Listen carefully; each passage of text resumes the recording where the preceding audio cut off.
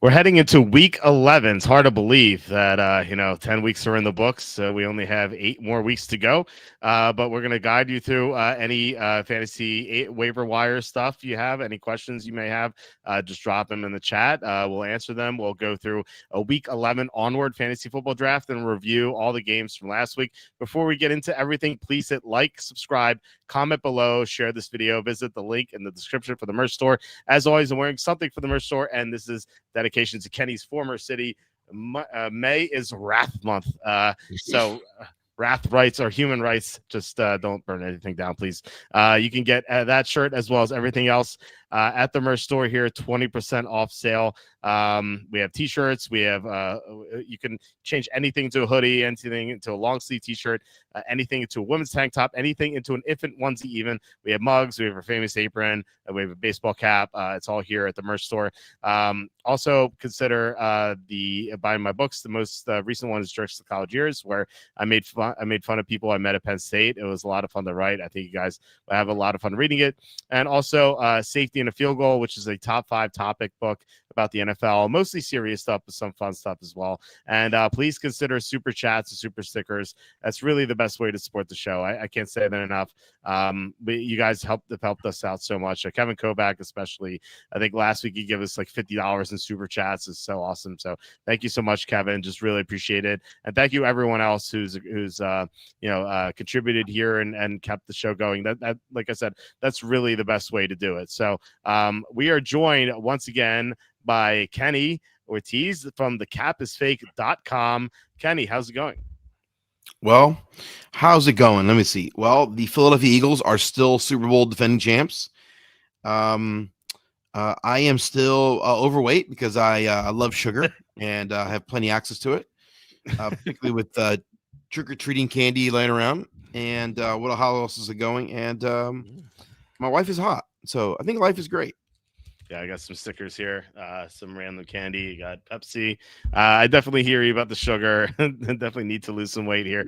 Actually, I was talking to someone. Our 25-year reunion's coming up. We graduated high school in 2000. And so I texted someone today. And I'm like, are you going to the reunion? And he's like, I don't know. I'm kind of fat. I'm like, dude, we're all fat here. Like, what do you want? We're in our early to mid 40s here. It's bound to happen. No one's going to be like, wow, you got fat. Like what happened? It's like, you're not 20 something. You're 40, 43 or 40 or whatever. So it's not what happened. Earth happened. Sugar happened. Yes. The world happened. What are you talking about? Like life happened. Yeah, that's I blame the red 40 or whatever in our food. Which my wife, I don't know how your wife feels about that. My wife is like don't buy anything with red, whatever. Like anything I see red, yellow and blue, she doesn't care too much about. But red's the bad one. So we can't have that in our house. Although I do sneak in some Doritos here and there. So don't tell her if you talk to her. Texans have snuck into the top half of offenses by yards a game. Davis Mills, we'll talk about him. He was pretty incredible in that fourth quarter. I like that Chris Berman called him General Mills. It was a nice flashback from Chris Berman at halftime. Ahead of the Falcons, Eagles, Redskins. I don't know who commanders are. Redskins, Bucks, Ravens, and Bengals. No one saw that coming. Well, the Bengals are going to get Joe Burrow back soon, apparently. So they'll be going up too. Juan Pena, official 24, asking who for my QB1: Bo Nix, CJ Stroud, JJ McCarthy, Brissett, Aaron Rodgers, Flacco, or David Mills. Davis Mills. Man, that's quite the group there.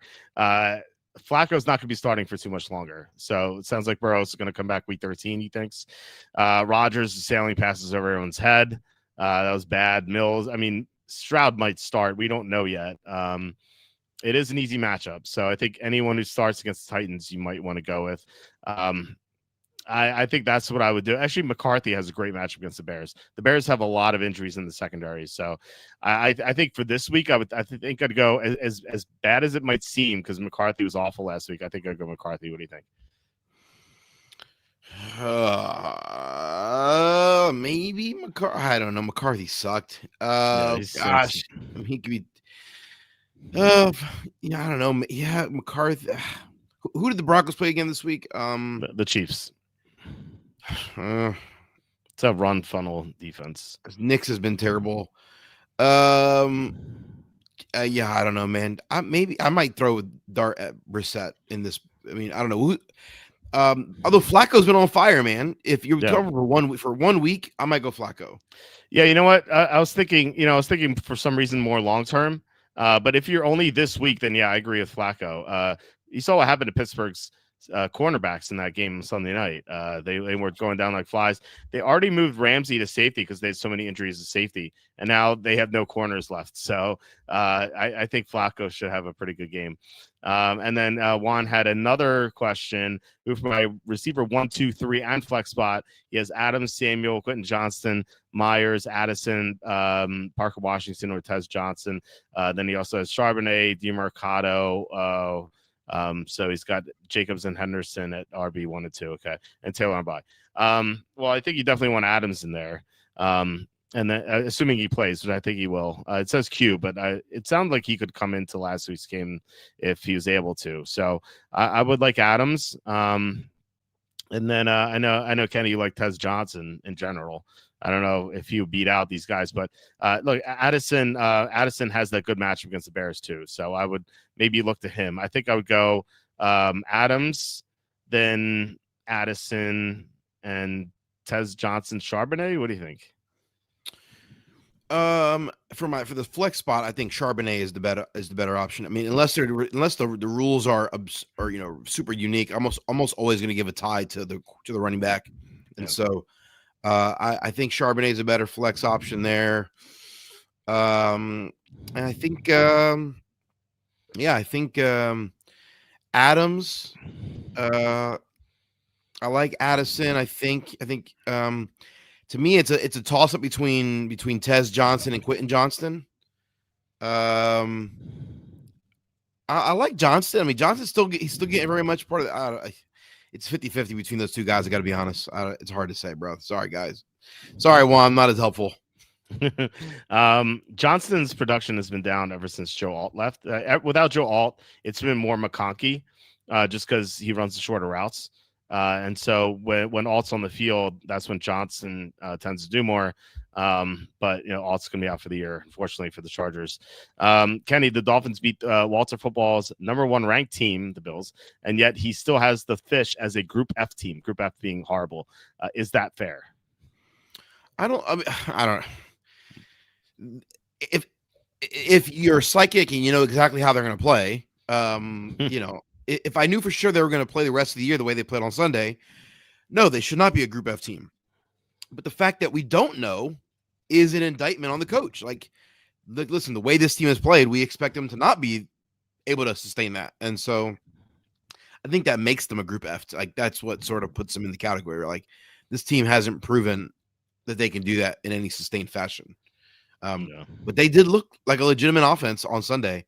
So I will get to that, I guess, in a moment here. But they look legitimate, and if they do that, then that team's good. That's not a Group F team if they're going to play like that. We just don't know. That's a big if. Yeah, definitely a big if. I got some flack for that because I have them like 28th in my power rankings or 29th, whatever it is. They stink. Come on, we're not that far removed from seeing the Ravens just destroy them the prior Thursday, or the Browns destroy them a few weeks ago. Like, this is still the same team. The Bills were just napping in that game. They didn't take them seriously. Cam McGinnigo asking, is Burrow going to help Cincinnati playing cornerback or safety? Besides, the offense seems to be fine with Flacco. And look, I mean, I don't expect them to make a deep run in the playoffs with Burrow or anything, but he's still going to be better than Flacco. Like, there's no question about that. But the defense is still horrible. That's going to be the team's downfall. That's why I bet them not to make the playoffs this year. But I mean, obviously Burrow's going to help, right? I mean, like, unless he's super rusty coming back and he really struggles in like his first 2 games and they lose for that reason. But I feel like they're going to lose for the defense anyway. By the way, I guess I'm a little confused what you said about Joe. When did Joe Alt go out in that game? I'm looking at Quinton Johnson's numbers. Like, in the 2 games, he's had more targets in the 2 games that Alt's been gone than Quinton typically has. So am I missing something? Well, I mean, he was hot at the beginning of the year, and that's when he did most of his production. I don't know. He's had 1 down week. So I guess I don't know.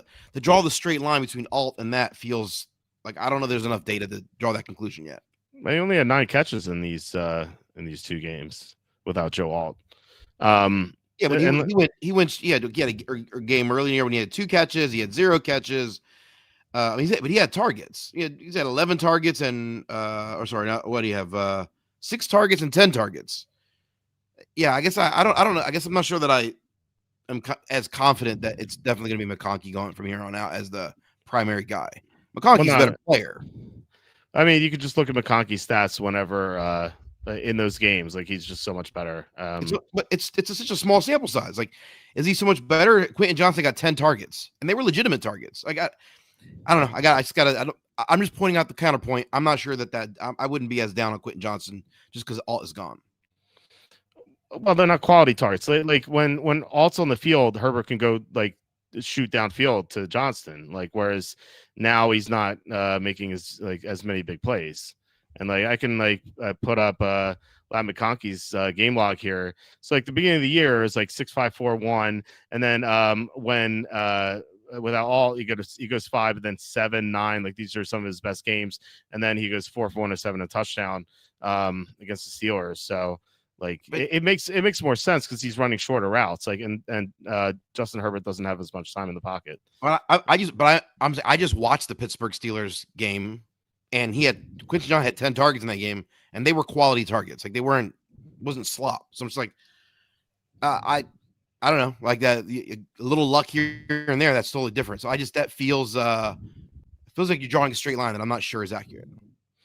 Yeah, but he's gone more downfield with Johnston when Alt's on the field, and now you can't do that. Like he's gone more intermediate with he can't hang in the pocket forever with no tackles.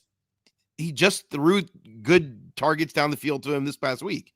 He had 10 targets in this past game. 8.4 yards per catch. Like that's his lowest of the year. That's per catch, not target. Like, yeah, but if you're not completing passes, it doesn't matter. Who cares? It's a small sample size. Okay, yes, your opinion. The data doesn't support it. I'm just pointing it out for the people. I want the people to know that I watched those games, and in that game, Quincy Johnson had 10 targets, and they looked legitimate, and he was half a step away from getting a touchdown. And with a little bit of luck, the stats look. I don't think the reality backs up the narrative you're putting. That's all. In terms of yards per catch, 15.8, 23.7, 14.8.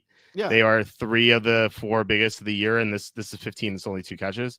Those were with Joe Alt. Without Joe Alt, 12, 10, 13, 8. Herbert can't hang in the pocket with no Alt. Okay, no I'm just saying I watched the games, and that's not what I'm seeing with my eyeballs.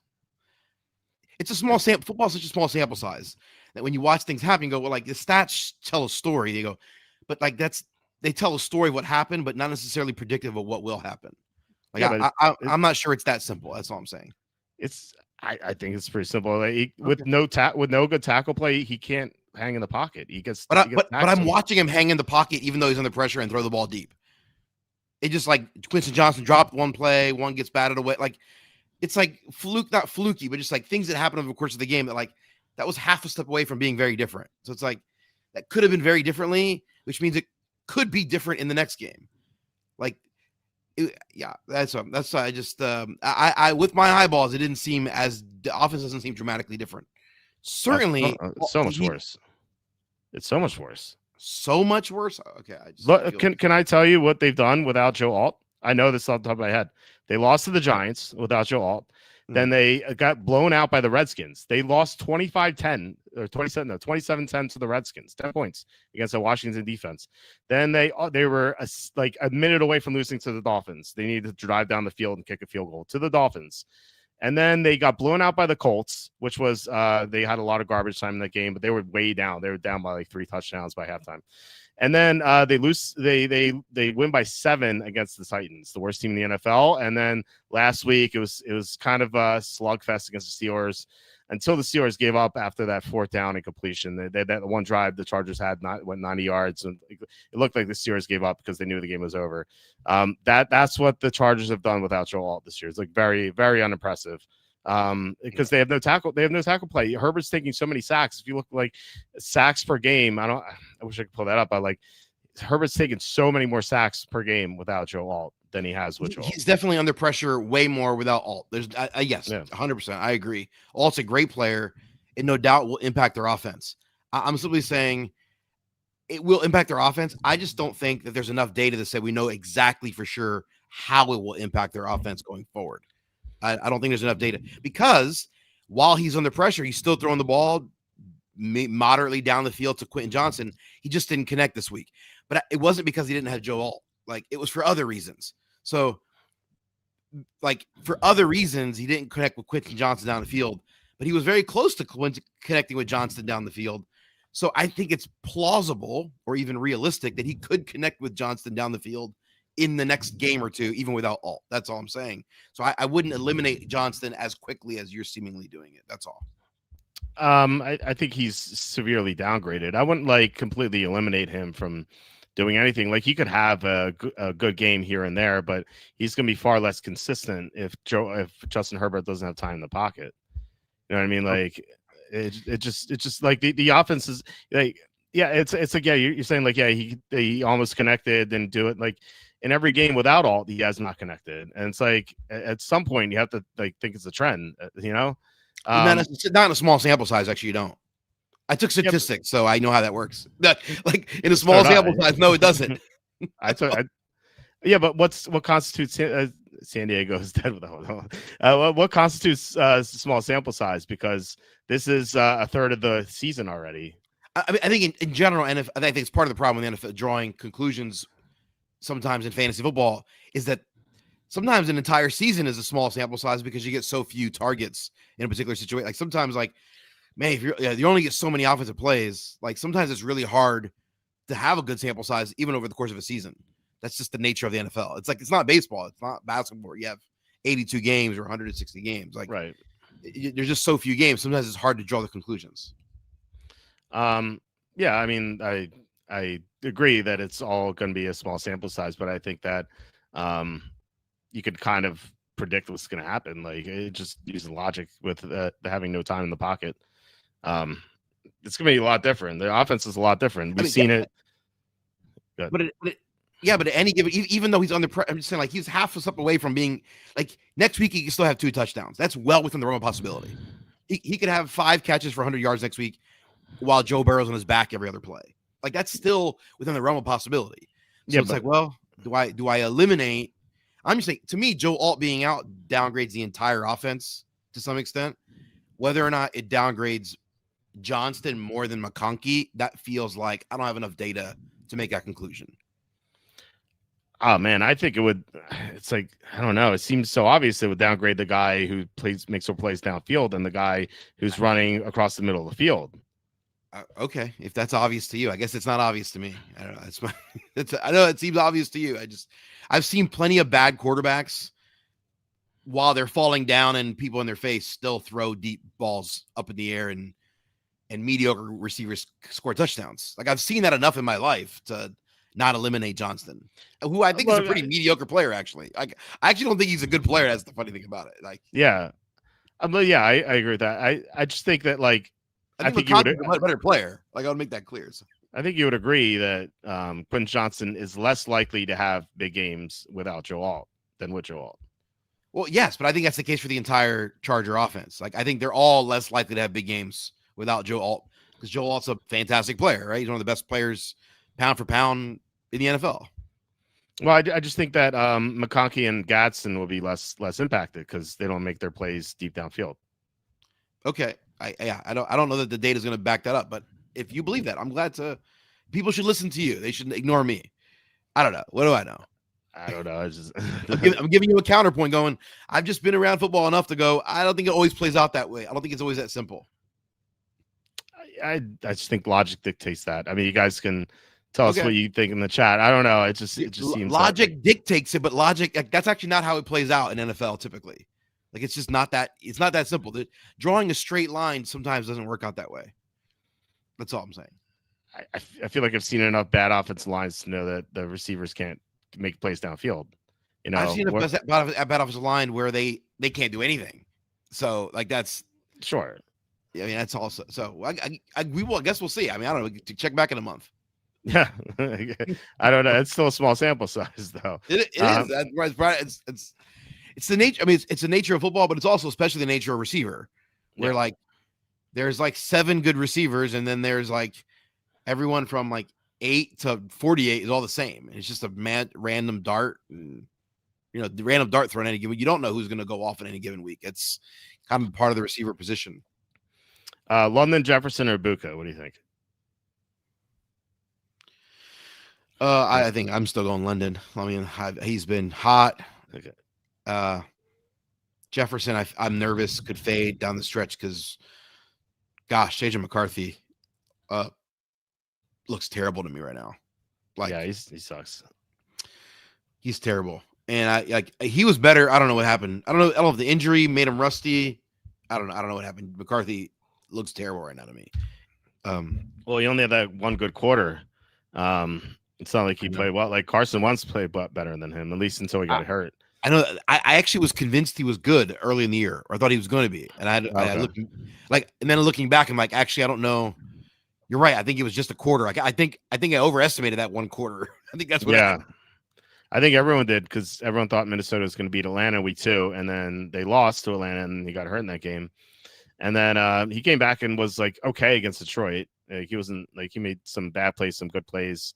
But last week he was bad. But Baltimore's defense is really good when they have everyone healthy. So I think that McCarthy has a good chance to be good this week against the Bears, because the Bears are down so many defensive players. Like, they're missing their top 2 cornerbacks. They're missing their middle linebacker, TJ Edwards.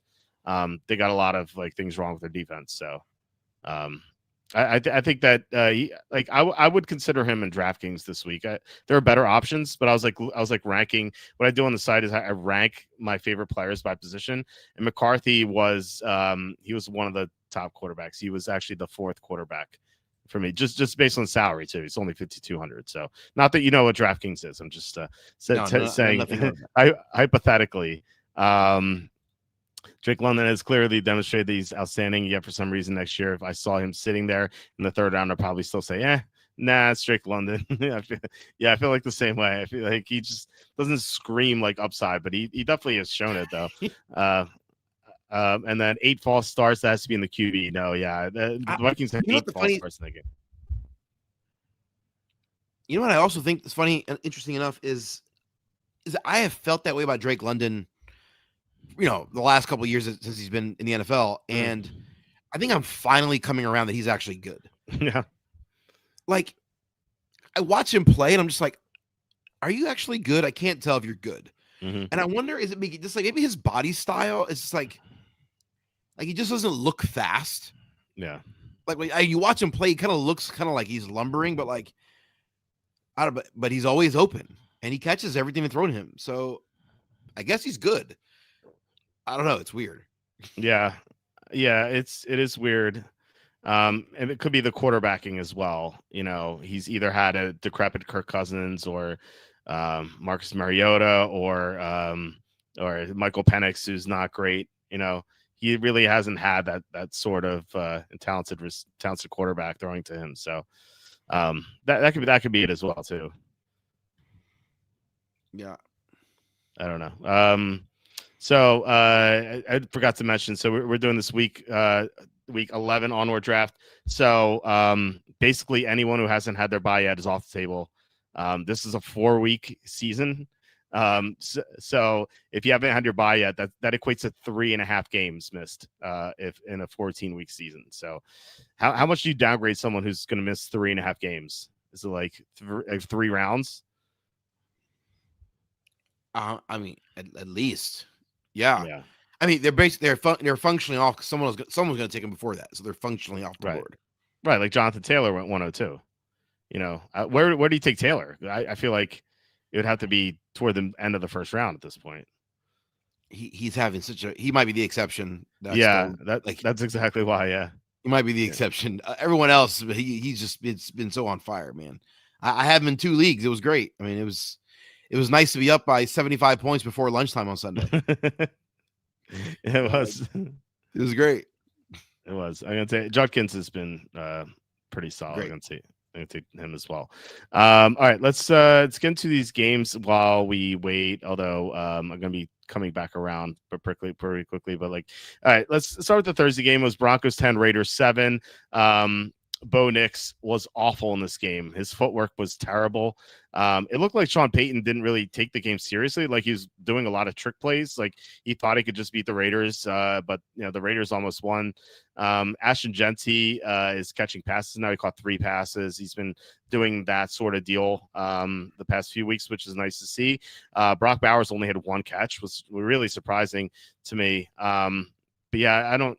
I also J.K. Dobbins got hurt toward the end of the game, so it could be R.G. Harvey season going forward if Dobbins is out. So, any thoughts on this game? This is a remarkable game.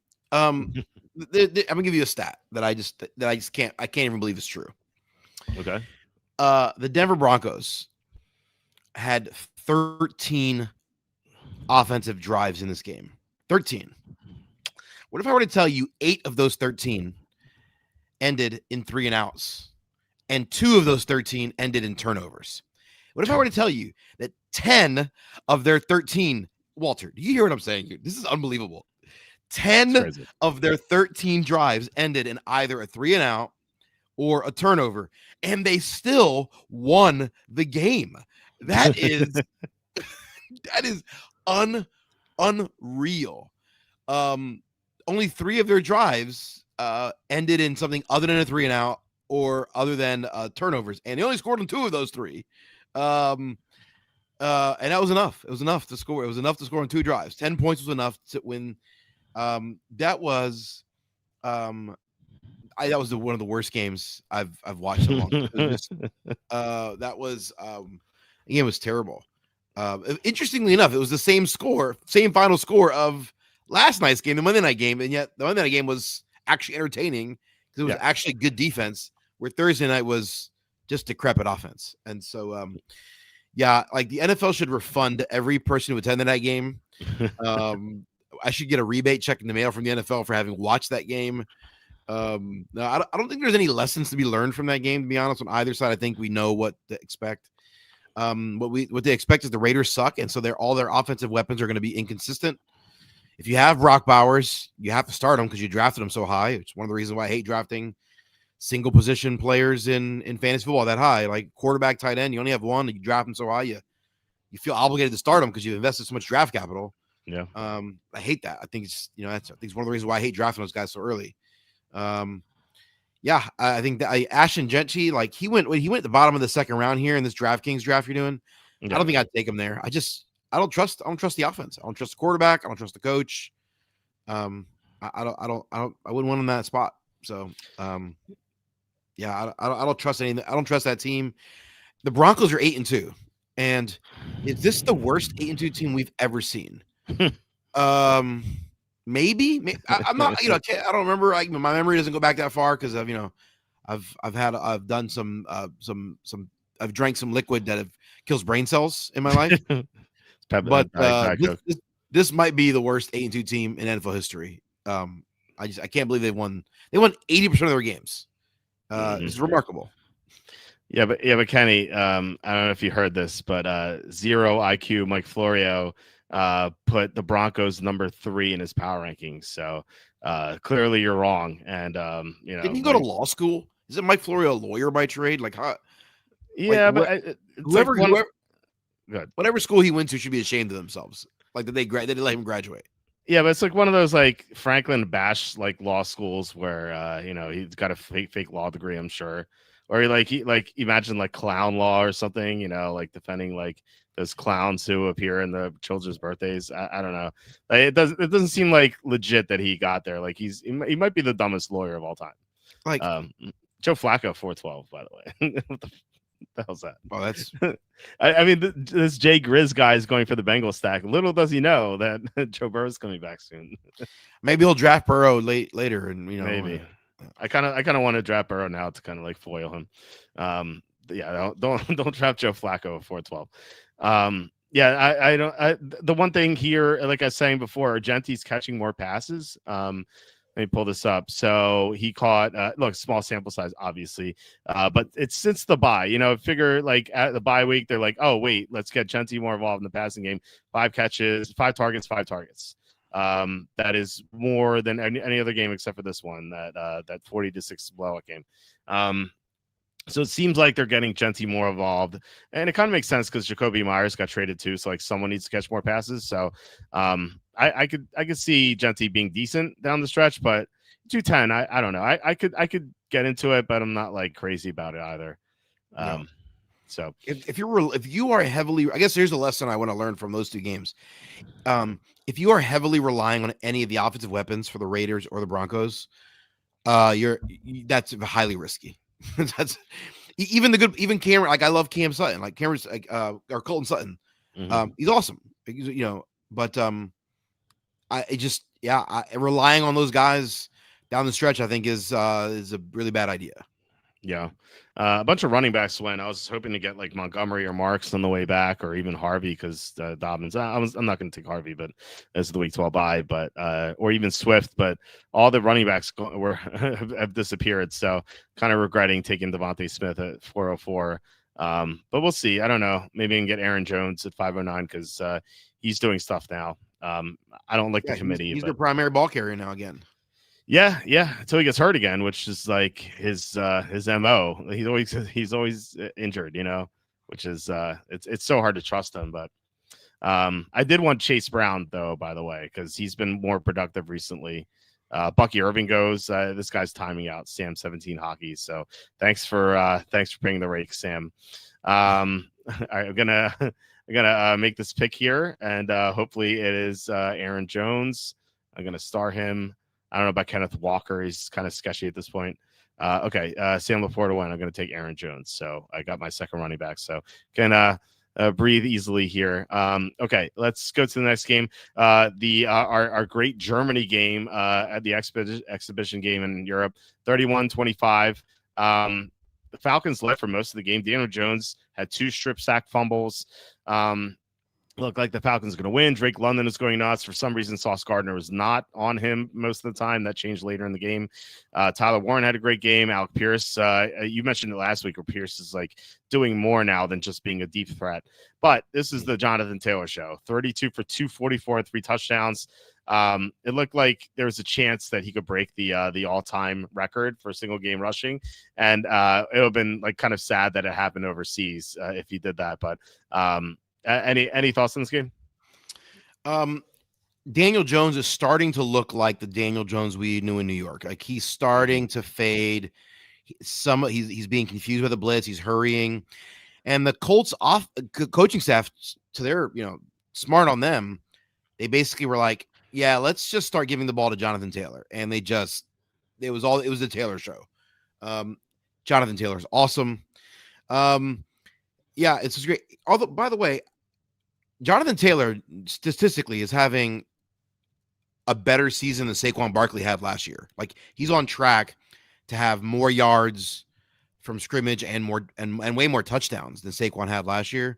Mm-hmm. Is Jonathan Taylor legit in the MVP conversation for the NFL? Like, is that it feels like there's no quarterback having a great year, right? And Matthew Stafford, I guess, is probably the head of the line in my mind. But like Jonathan Taylor's been the NFL MVP in my mind so far. Yeah. I think he's I published my top 5 MVP candidates of my power rankings every week, and he's in there. I think he's like number 4 for me right now, or number 3. I can't remember which one. But he definitely has to be there. Stafford, obviously, and then Mahomes or Josh Allen. I think like if one of those two teams goes on a run down the stretch and gets the number 1 seed, you have to consider them. Or what if Lamar Jackson runs the table and finishes 12-5? Like he's going to be in there. What about Drake May? Like he's having an amazing season. He's having a great year. Yeah, and the rest of the teams, like the defense is good, but it's like the rest of like that offense is like so underwhelming. Like it's like Stevenson or Henderson at running back. Henderson just made some good plays, but still, the receivers like Stephon Diggs was limping around the first 4 or 5 games. Butte got knocked out he was not available last week. Like Hunter Henry, like it's not like he has the number 1 receiver at his disposal either. So like he has to be in the conversation too. And like May's been awesome.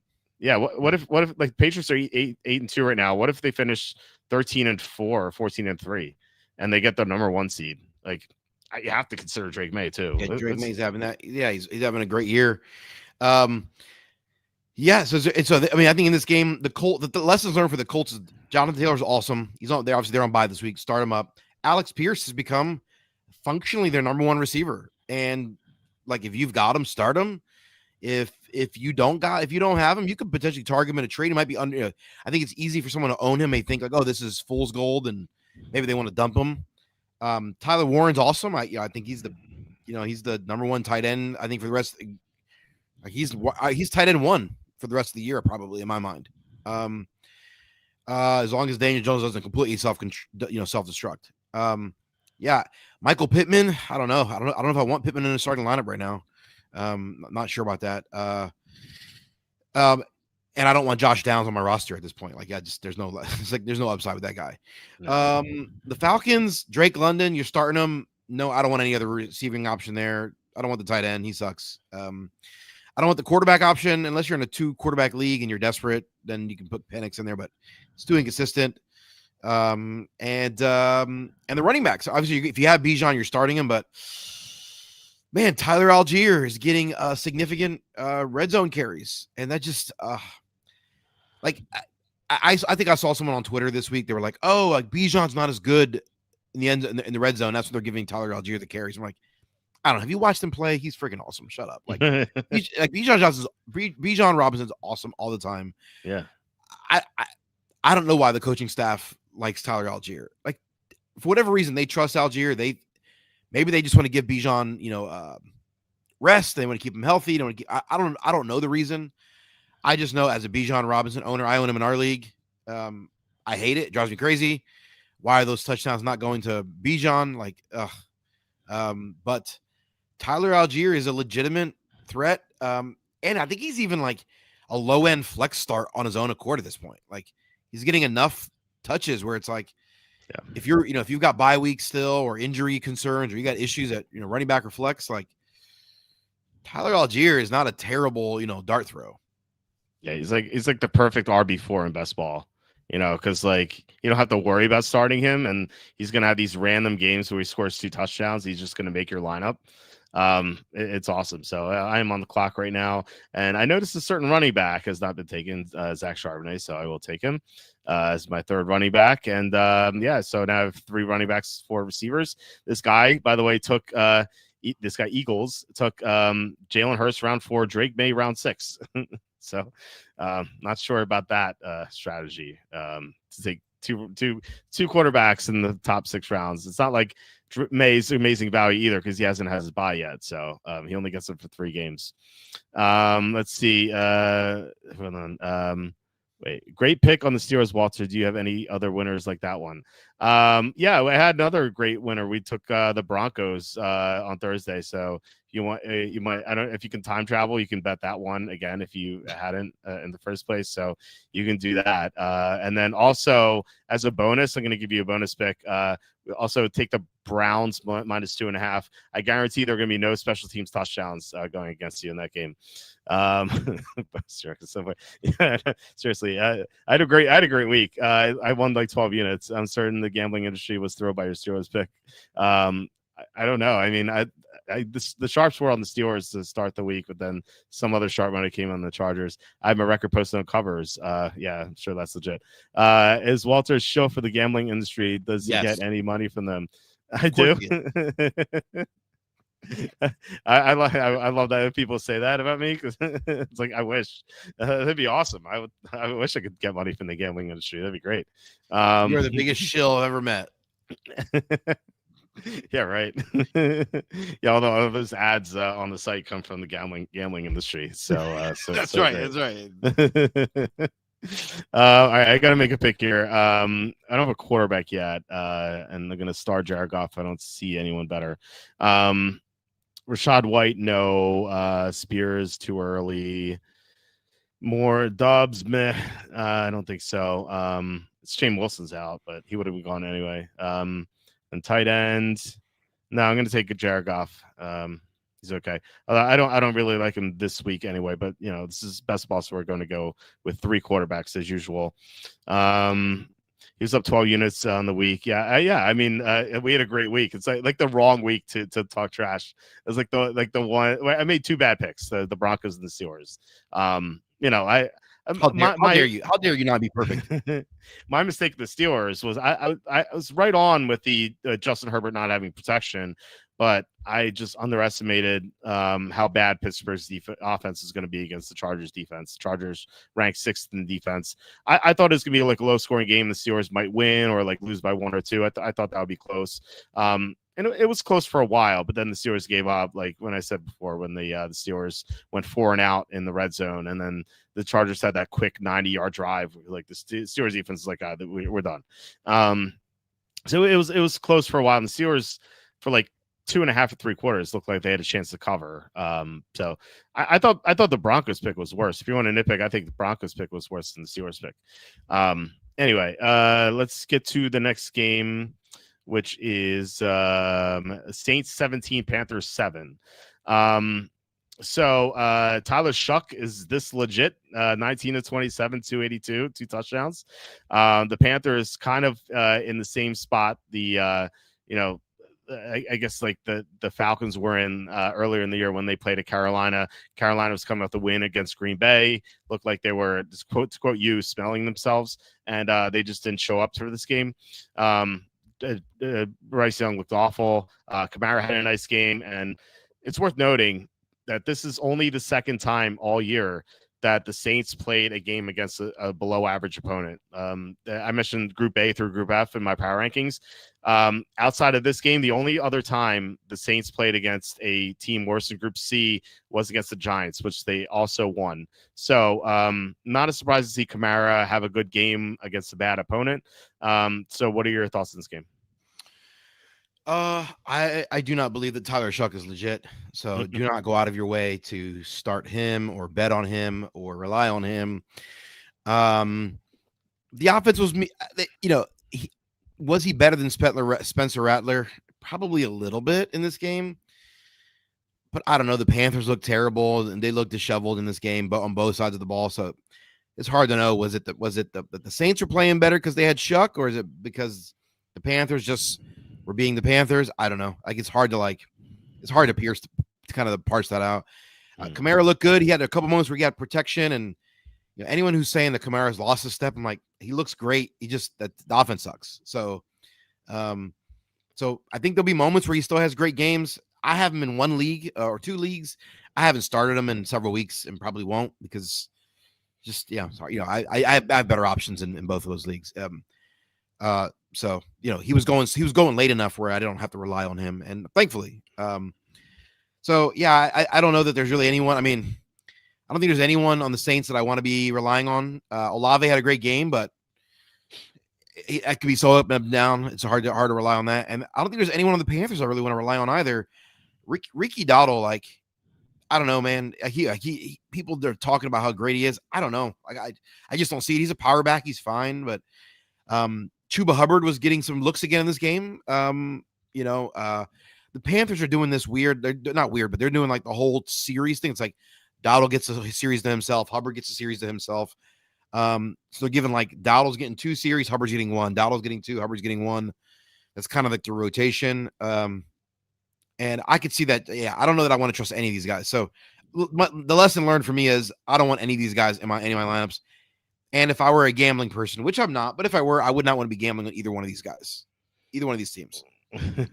Yeah, it's probably unless they're playing other bad teams. That's when you can do it. I feel like you don't really need to. We did bet the Saints at 5 plus 5.5 something. There's another one of our 2 of our 12 units that we won this past week, and Tom and I had them on our super contest card.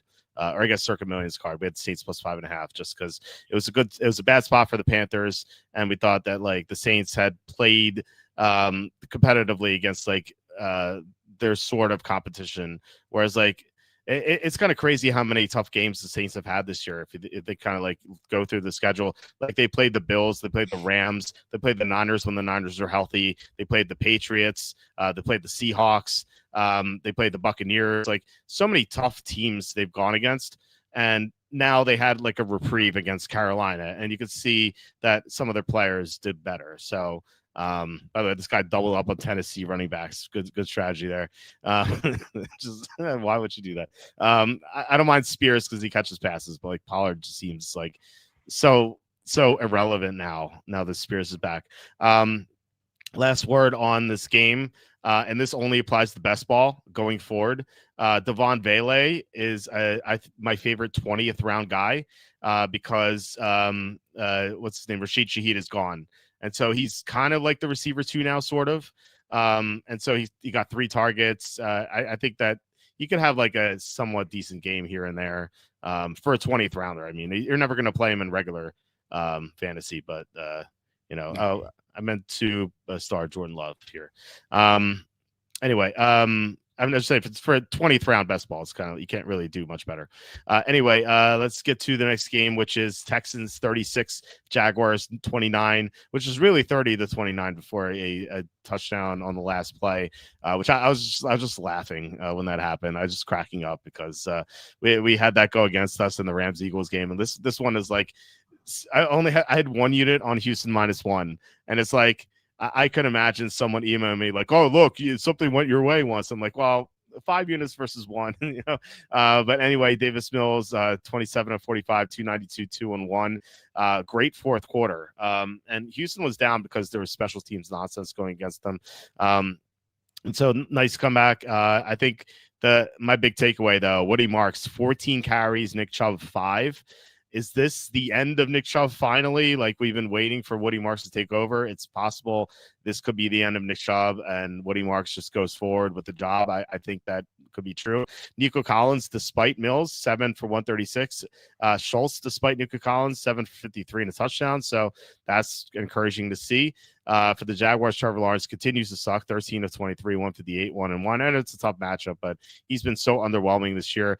Jacoby Myers led the team in receiving. And it was announced today, I don't know if you saw, Travis Hunter officially out for the year. So any thoughts on this game?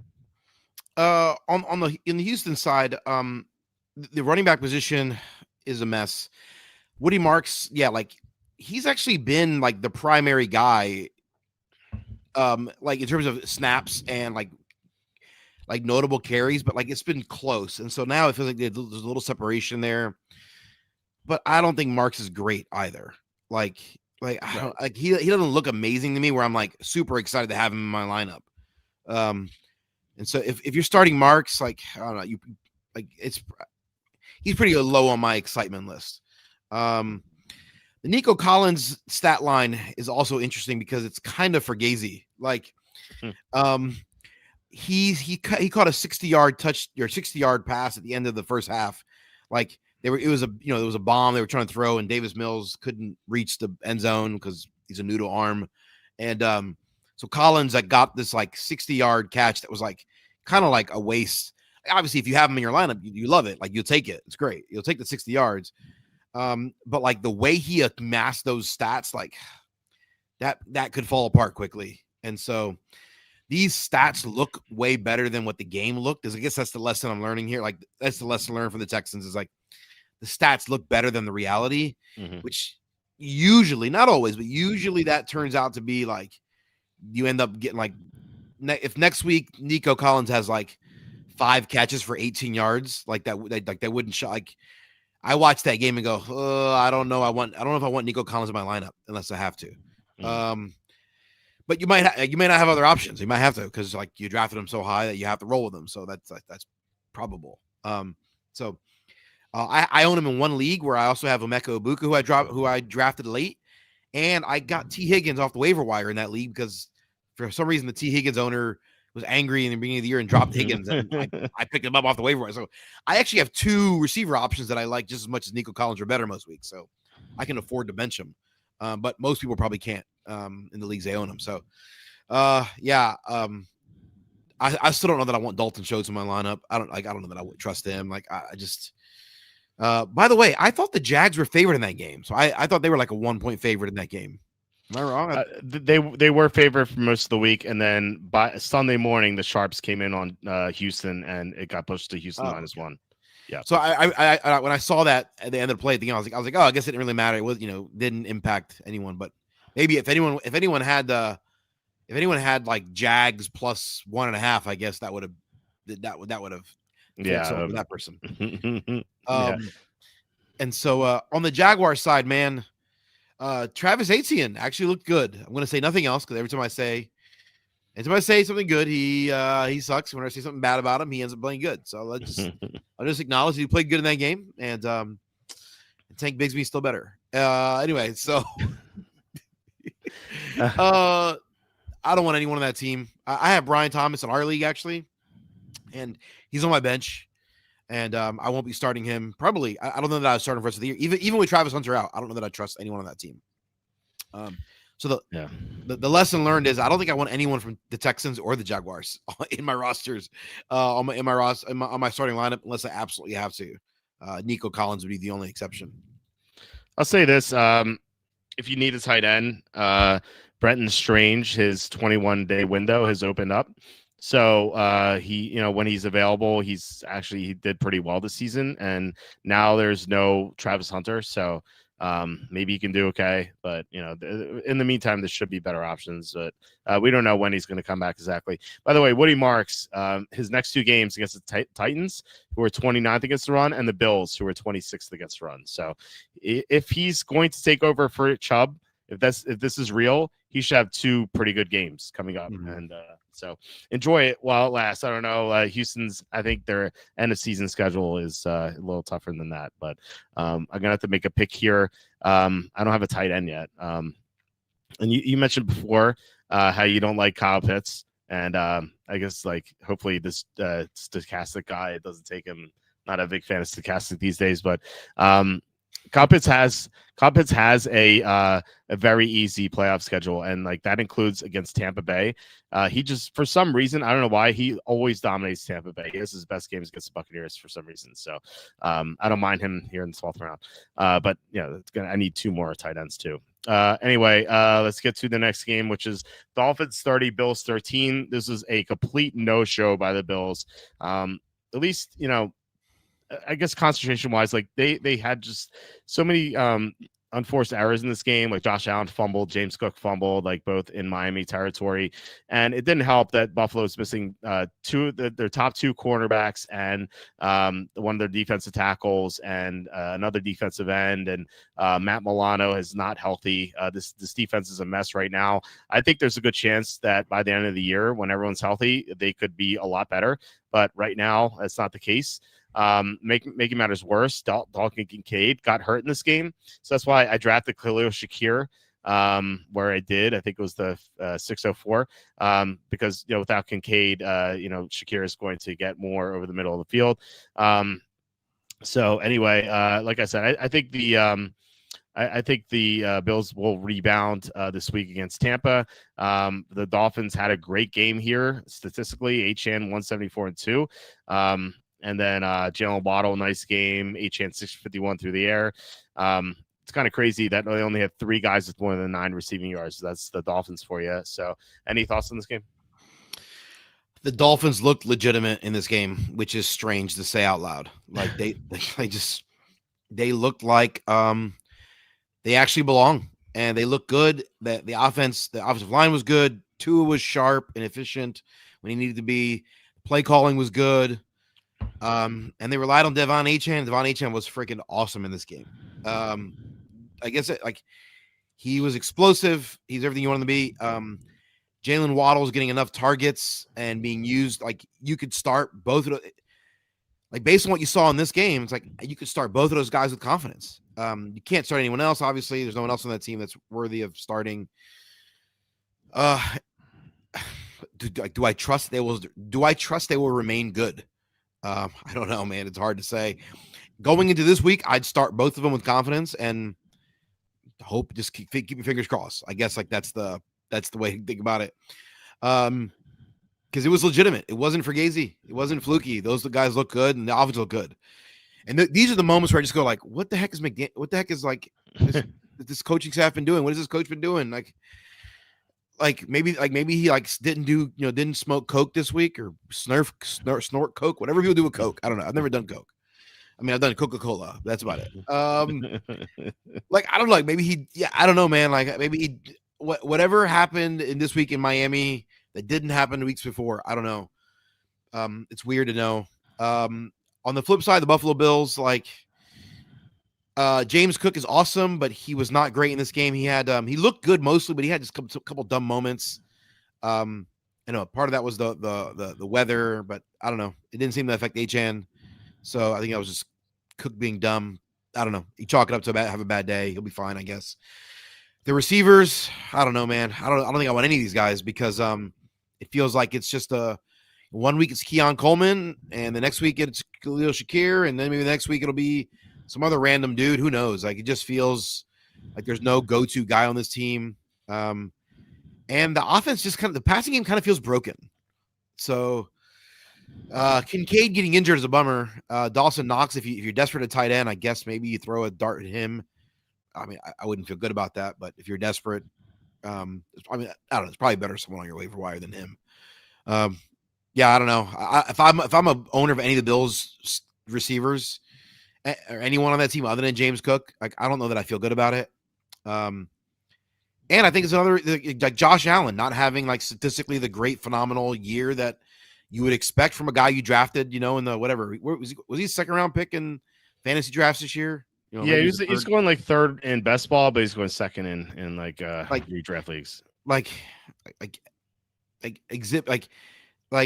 Your Honor, may I submit to the court exhibit or evidence number 1,433 as to why you don't draft the quarterback early in fantasy drafts. Yeah, unless there's a round 4 dead zone where there's no good players. That's like the only time I did that. I agree with you. I think I'd rather draft quarterbacks later than earlier. Of course, I drafted Breece Hall in that dead zone, by the way, in all 4 of my leagues, and he's doing okay. That was a good call. I think the Breece Hall was not I don't think he was in the dead zone. I think he was going a little earlier than that. Or maybe eventually he was in the dead zone, but like when we initially had that conversation, I think he was going like mid round 3. But then there was that narrative where he was going to share the workload and his ADP fell. So I think for a portion of the summer he was in the dead zone, but the other portion he was not. Because I initially was drafting him. But then that stuff came out about like, Braylon Allen's going to get half the workload, and like, that is the last time I will listen to media. That was a definite mistake. I need a second tight end. I also could use Shamari DK maybe. I don't know. It's really slim pickings here. Side note about DK, I got a friend of mine who's in a league where they get points for return yards, which I think is so stupid. Yeah, that DK is like the 7th receiver in the league. He's like that's crazy. 7th overall. Well, in DraftKings, you get points for return touchdowns. So you get that at least. It's not bad. Yeah. Okay. Let's get to. What'd you say? I said I forgot about that. Yeah. Yeah. All right, let's get to the next game. Ravens 27, Vikings 19. We already talked about McCarthy. He didn't complete half of his passes. This was a tough matchup for sure. The Ravens, since they got everyone back, they're 7th in defensive EPA. So they're kind of things are back to normal. You mentioned Jones getting more of the workload, 9-4 over Jordan Mason. So rest in peace to anyone who drafted Mason in the 3rd round of onward drafts. Jalen Naylor, 5 for 124 until touchdown. Do not add Naylor based on that. It's so fluky. Jefferson and Addison. Jefferson had double the targets. Addison had almost double the targets. Jones had as many targets. Don't draft Naylor, or don't pick up Naylor rather. For the Ravens, kind of like underwhelming stat line. Minnesota's defense has also been really good lately because they got Andrew Van Ginkel and Blake Cashman back from injury. So not a surprise to see this being a close game. It's really the Vikings fumbled the kickoff return to start the 3rd quarter. It's really made this game go Baltimore's direction. So any thoughts on this game? On the Ravens side, their offense is starting to look like productive again. Like they don't look as bad, but they're still not clicking on all cylinders. If you have Henry, like you're starting him because it's like, well, like eventually he kind of gets there. It's ugly, but if you own if I own Zay Flowers, the offense is so inconsistent. Like like I mean, I have Zay Flowers in one league, maybe in two leagues actually. Uh, like I don't know, like I don't love it. Like you might have better options. Like I don't know. It's hard to like. I don't want anyone else in that roster on my in my lineup right now. Uh, and yeah, it's hard to know. Their defense is it has been decent as well. So like like they're not having to do crazy things on offense. So um yeah, Zay Flowers, like, he's got 4 catches for 75 yards in that game. It's just like not quality targets. Like there's a lot of like low percentage passes going to him, and it's just like the offense doesn't look sharp. So I don't know. It's hard to know what to do, but I don't know. It's hard to bench him as well. It's just hard to know what to do with the guys some weeks. The Vikings, yeah, you're right. Naylor, very fluky. Jones is the primary ball carrier. He got twice as many carries, but I think he got 3 times the number of snaps. And I think he ran like Aaron Jones ran 10 routes, got 6 targets. Mason is like non-existent in the passing game. So as long as Jones is healthy, it's like he's clearly the guy again. Jordan Mason, rest in peace. Rest in peace. 30% of my fab that I spent on Mason in one of my leagues. So whatever. You take your shots sometimes. Yeah. Yeah. I think the lesson to be learned from this game is JJ McCarthy sucks. And until further notice, this offense is going to be depressed because of that. And similar to what we saw with Kyler Murray, it wouldn't surprise me if we all of a sudden JJ McCarthy comes down with some injury in the next week or two. Oh, who's going to take over though? Is it Bremser, whoever it is? I don't know. They don't have a Brissett though. That's the problem. I mean, I think maybe they just roll with Wentz. Like I don't know. Like he's out for the year. Oh, he's out for the whole year. I thought it was just a couple weeks. I don't know. I thought he was out for the year. I could be wrong about maybe. Maybe I missed it. I thought he was just a few weeks. So I was implying that when Wentz would be ready, that all of a sudden JJ McCarthy would come down with an injury. But maybe Wentz is out. And I didn't realize that. Sorry. Yeah, Carson Wentz is out for the rest of the season. Yeah. Okay. So yeah, they don't really have an alternative. I'll say this, McCarthy sucks, but in fantasy, 5 carries, 48 yards. That's that'll do it. I drafted him as my third quarterback. Hopefully against better matchups, he'll do something. Because like fantasy wise, if you look at his numbers in his 2 games back, 19.9, 16.7, I will certainly take that from my third quarterback. But in real life, he stinks. I need to make a pick here. Mason Taylor is still available. I'll take him as my second tight end. So with Garrett Wilson out, Taylor's just going to get all the targets. Okay, so next game we have, speaking of Taylor, Jets 27, Browns 20. So this was really tilting because I bet the Browns -2.5. Not only that, but I bet Jets under 19.5 points. And they got 2 touchdowns on kick returns. So they really should have scored 13. Like this offense had done nothing all game. It feels 6 of 11, 54 yards. Like, what is that? Hall had a nice run for a touchdown. Otherwise, he's bottled up. Hall also the only player over 4 receiving yards. It's nice, really nice to see here. And then Judkins, 22 or 75. The Jets were stacking the box because Gabriel is awful. I said that I said on a video, I said Gabriel couldn't even start in the CFL, which is like, it's half joking, but kind of serious. He's so bad. He's so bad. He like, not only does he get nothing downfield, he also it does not know what's happening. His pocket awareness is awful. Like there's really nothing going on there in his head. Like he stinks. So yeah, I don't know. What do you think about this game? I mean, both of these offenses were terrible in this game. And so it's hard to I mean, Breece Hall is awesome. He's going to be limited because the offense is limited, but he's still worthy of being a starting player. Mason Taylor, if you're desperate for tight end help, he's going to have some up weeks potentially.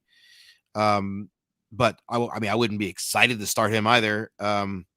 Yeah, everyone else on that roster sucks. Justin Fields, it seemed like there were weeks where he potentially could save himself with the rushing, but that's inconsistent too. And so, yeah, hard to trust anyone on that team. The Browns defense, by the way, is just legitimately good. They have a legitimately really good defense that is totally being wasted. Hmm. Um, if they had like a mediocre quarterback, like not even good, just mediocre, um, like that team would be like that team could like that defense could carry them. Um, but their offense is terrible because of that, and so they have no yeah, they just Junkins is good because he's good and he's getting all the volume. It seems like he's going to be the primary guy. Um, and there's no other, no other options. So I mean, he's got, as you say, 22 carries. He's really the only quarterback or only running back of note. In the passing game, it's just so inconsistent. I don't know that I trust anybody. I like Jerry Jeudy. His stat line this past week looks good, but like next week he could have 8 catches for 100 yards, or he could have 3 catches for 38 yards. Like, I don't want that in my lineup. If you're desperate, like I guess Judy as a flex play or as a wide receiver 3, I guess is okay, but I'd be trying to look for other options if I could.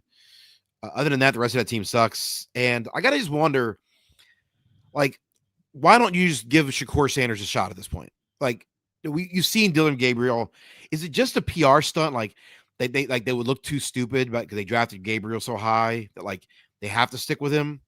Um, or like I heard like Deshaun Watson is starting to like practice again. Like are they gonna actually like give Deshaun Watson a chance to come back at the end of the year? Like, like why not give Sanders a shot? Like who like this whatever. Like it can't be worse. What are you doing? Give the kid a shot. I agree. I actually heard I heard a report or read it somewhere that the owners they want Shador to start, but Kevin Stefanski said no.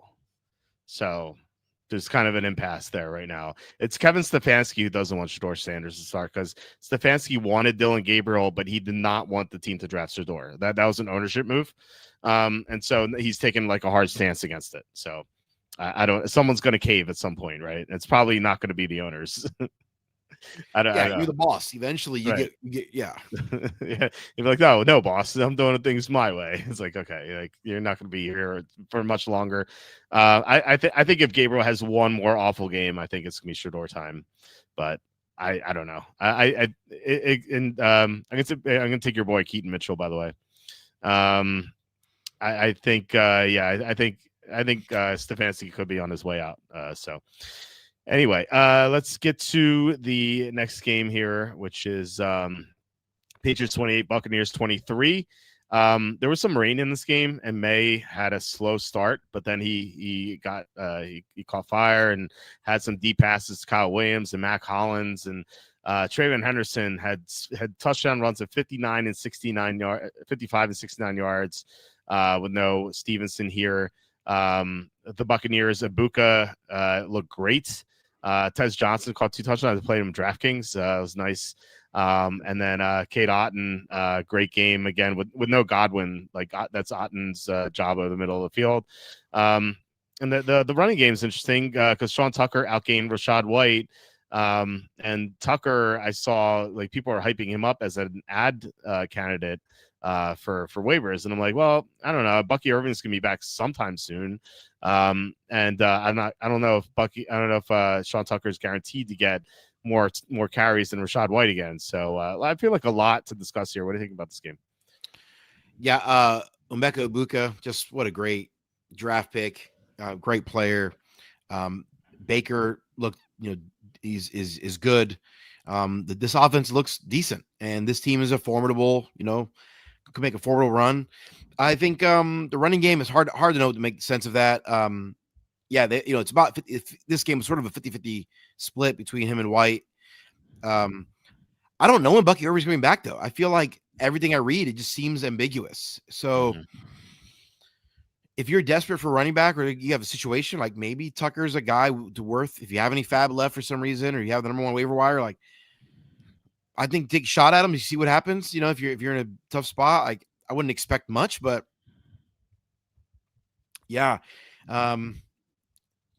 But you don't know when to start him. Like, I don't know. It's part of the problem. So yeah, Tez Johnson, I have in one league. I like him. I think he's a decent player. Not amazing, but yeah, I think he's a nice upside play some weeks. So You could do worse. At receiver, Patriots, by the way, man, Drake May looks awesome. As you said, he's a little slightly slow start, but he's been great. He looks better to me right now than what we saw from J.D. Daniels last year. And so, if you're going to ask me right now who is the best quarterback from the 2024 draft, the answer is Drake May.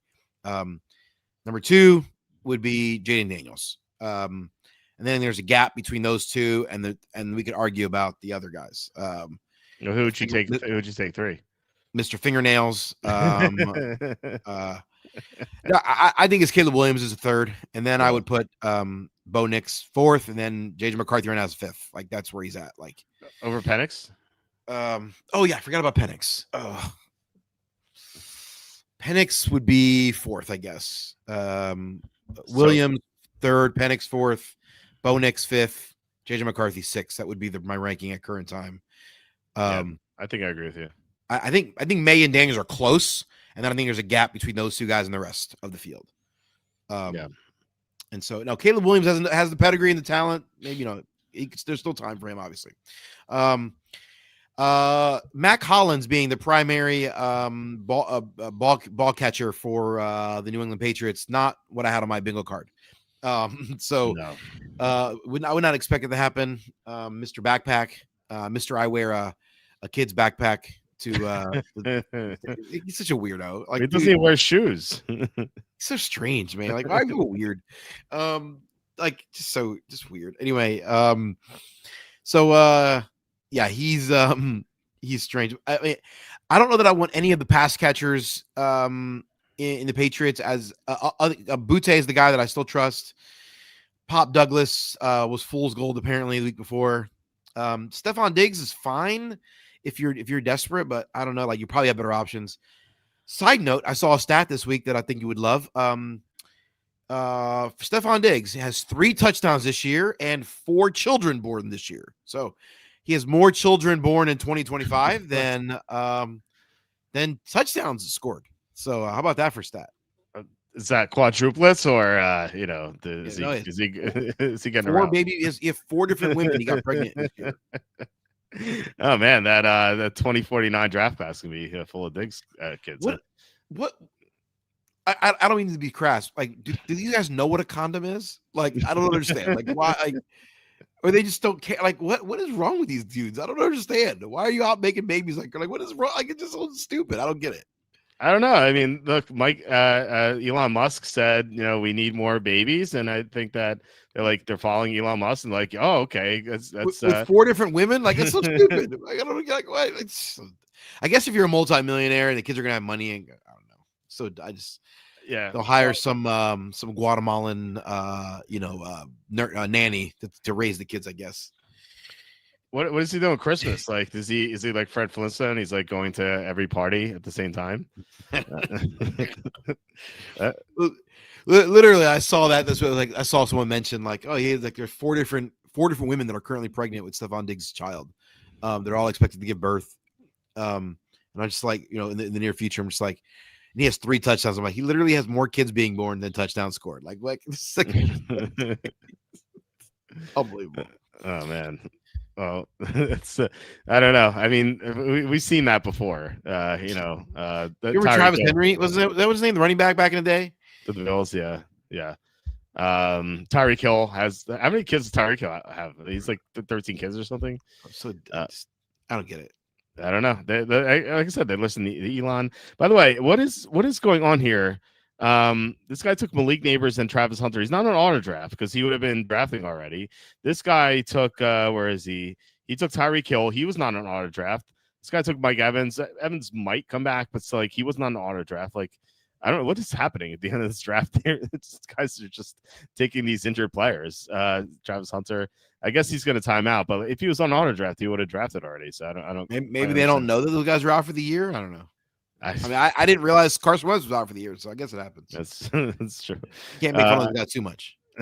That's true. I need to make one final pick here. Do I take my 4th tight end, Tyler Higbee? No. We're looking at Trey. I mentioned Bailey, of course, Devon Bailey. Even though he hasn't had his bye yet, that's okay. That's the one guy I drafted who hasn't had his bye yet. So Going to review this team real fast. My receivers: CeeDee Lamb, Drake London, Devontae Smith. I like that. Clear Shakir. I like that foursome. Running backs: Judkins, Aaron Jones, Charbonnet. Quarterbacks drafted 3 guys here. You need 3 guys in these drafts because if you take a 0 quarterback, that's just the highest scoring position. Like you're really going to fall behind. So Jared Goff, Jordan Love, JJ McCarthy. I think between those 3 guys, you're going to have a high score one of these weeks. For depth, I took Trey Tucker because Jacoby Myers is gone, so someone has to catch the passes there. My tight ends: Kyle Pitts, Mason Taylor, Pat Freiermuth. It's fine, I guess. I took Isaiah Davis in case Brees Hall gets hurt, Shmur DK, Manny Wilson in case Josh Jacobs gets hurt, Mitchell instead of in case Derrick Henry gets hurt, then Roman Wilson, Devon Bailey. What do you think about my team? Because it's going to win the $5,000. Absolutely. Yeah. Okay. Cool. Glad to hear it.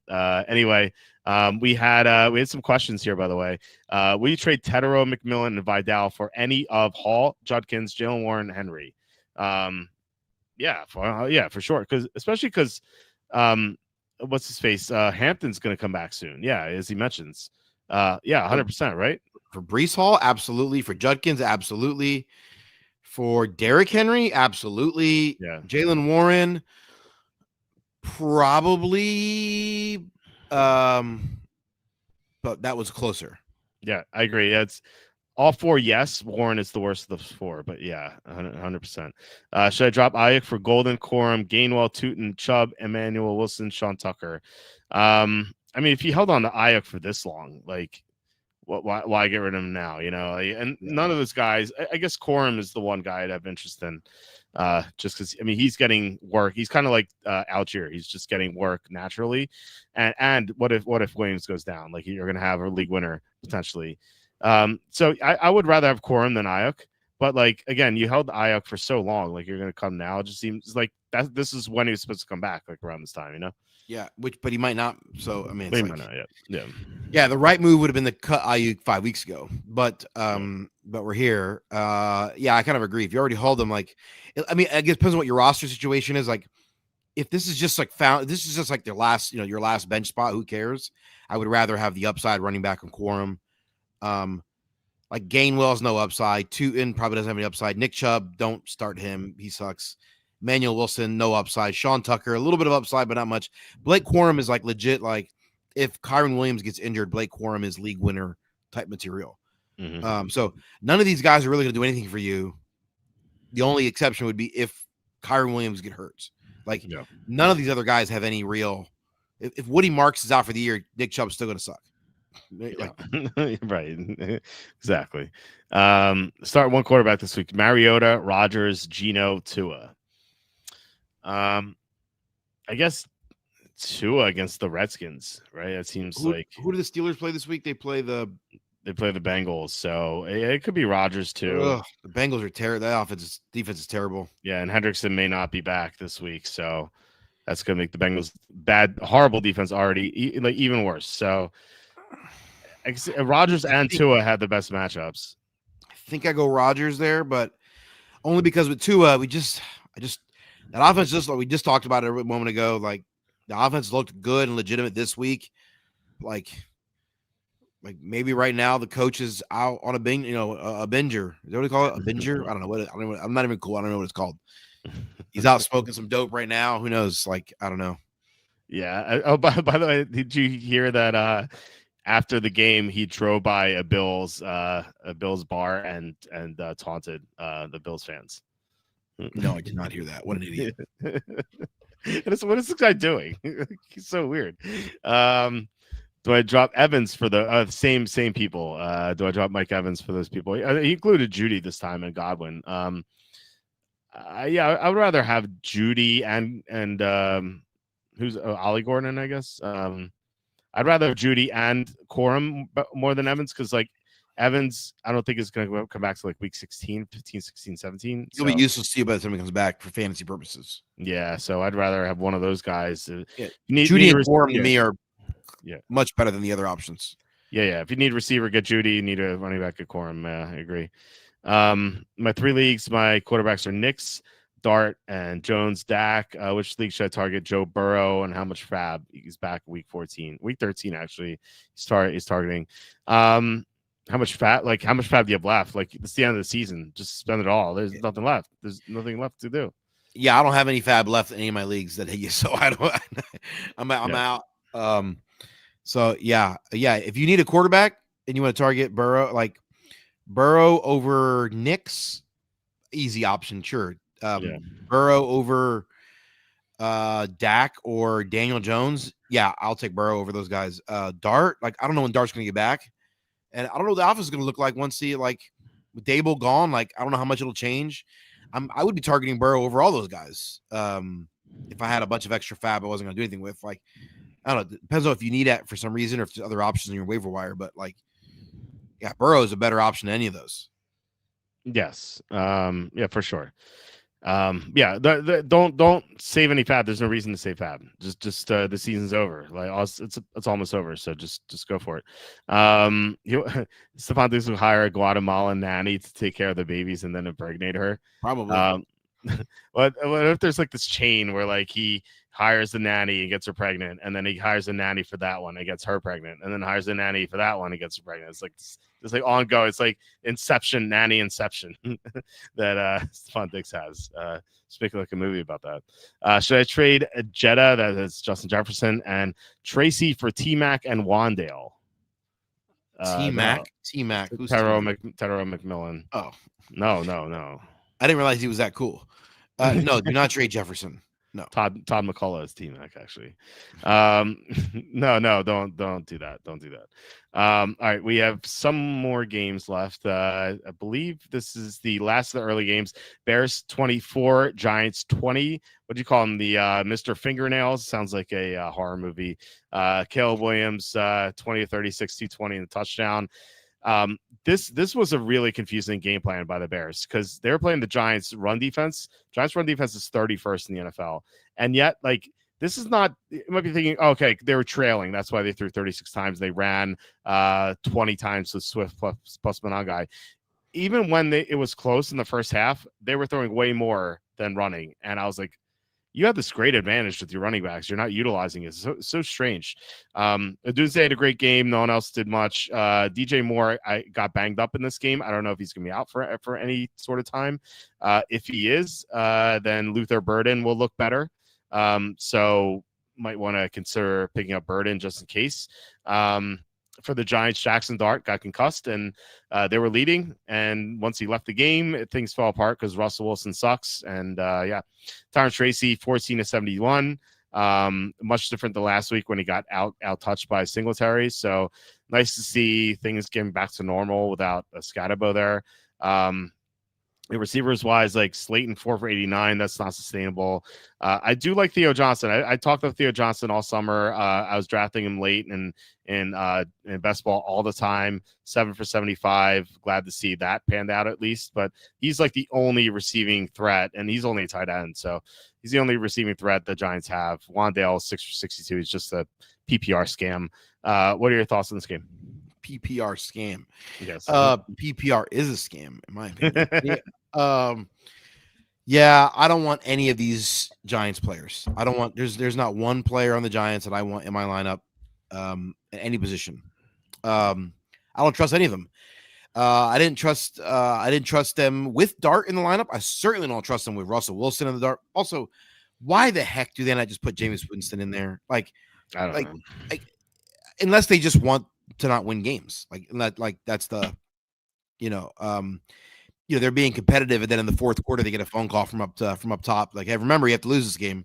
It's like, and like Brian Dable's like actually trying to win, and that's why they fired him. Maybe, I don't know. Just like this, Tyron Tracy at 70 yards in this game, but like, it's just this team's so bad. You don't know what you're going to get from these guys. It's not worth it. None of these guys have any upside. It's going to be inconsistent. There's no one on the Giants that should be in your starting lineup. That's how I feel right now. On the Bears, like Caleb Williams, like actually the first two drives, actually, like he had some good moments, and then the last two drives of the game, he looked really good. In between, he was terrible. So like for the first few minutes of the game and the last few minutes of the game, he's like a top 10 quarterback in the NFL.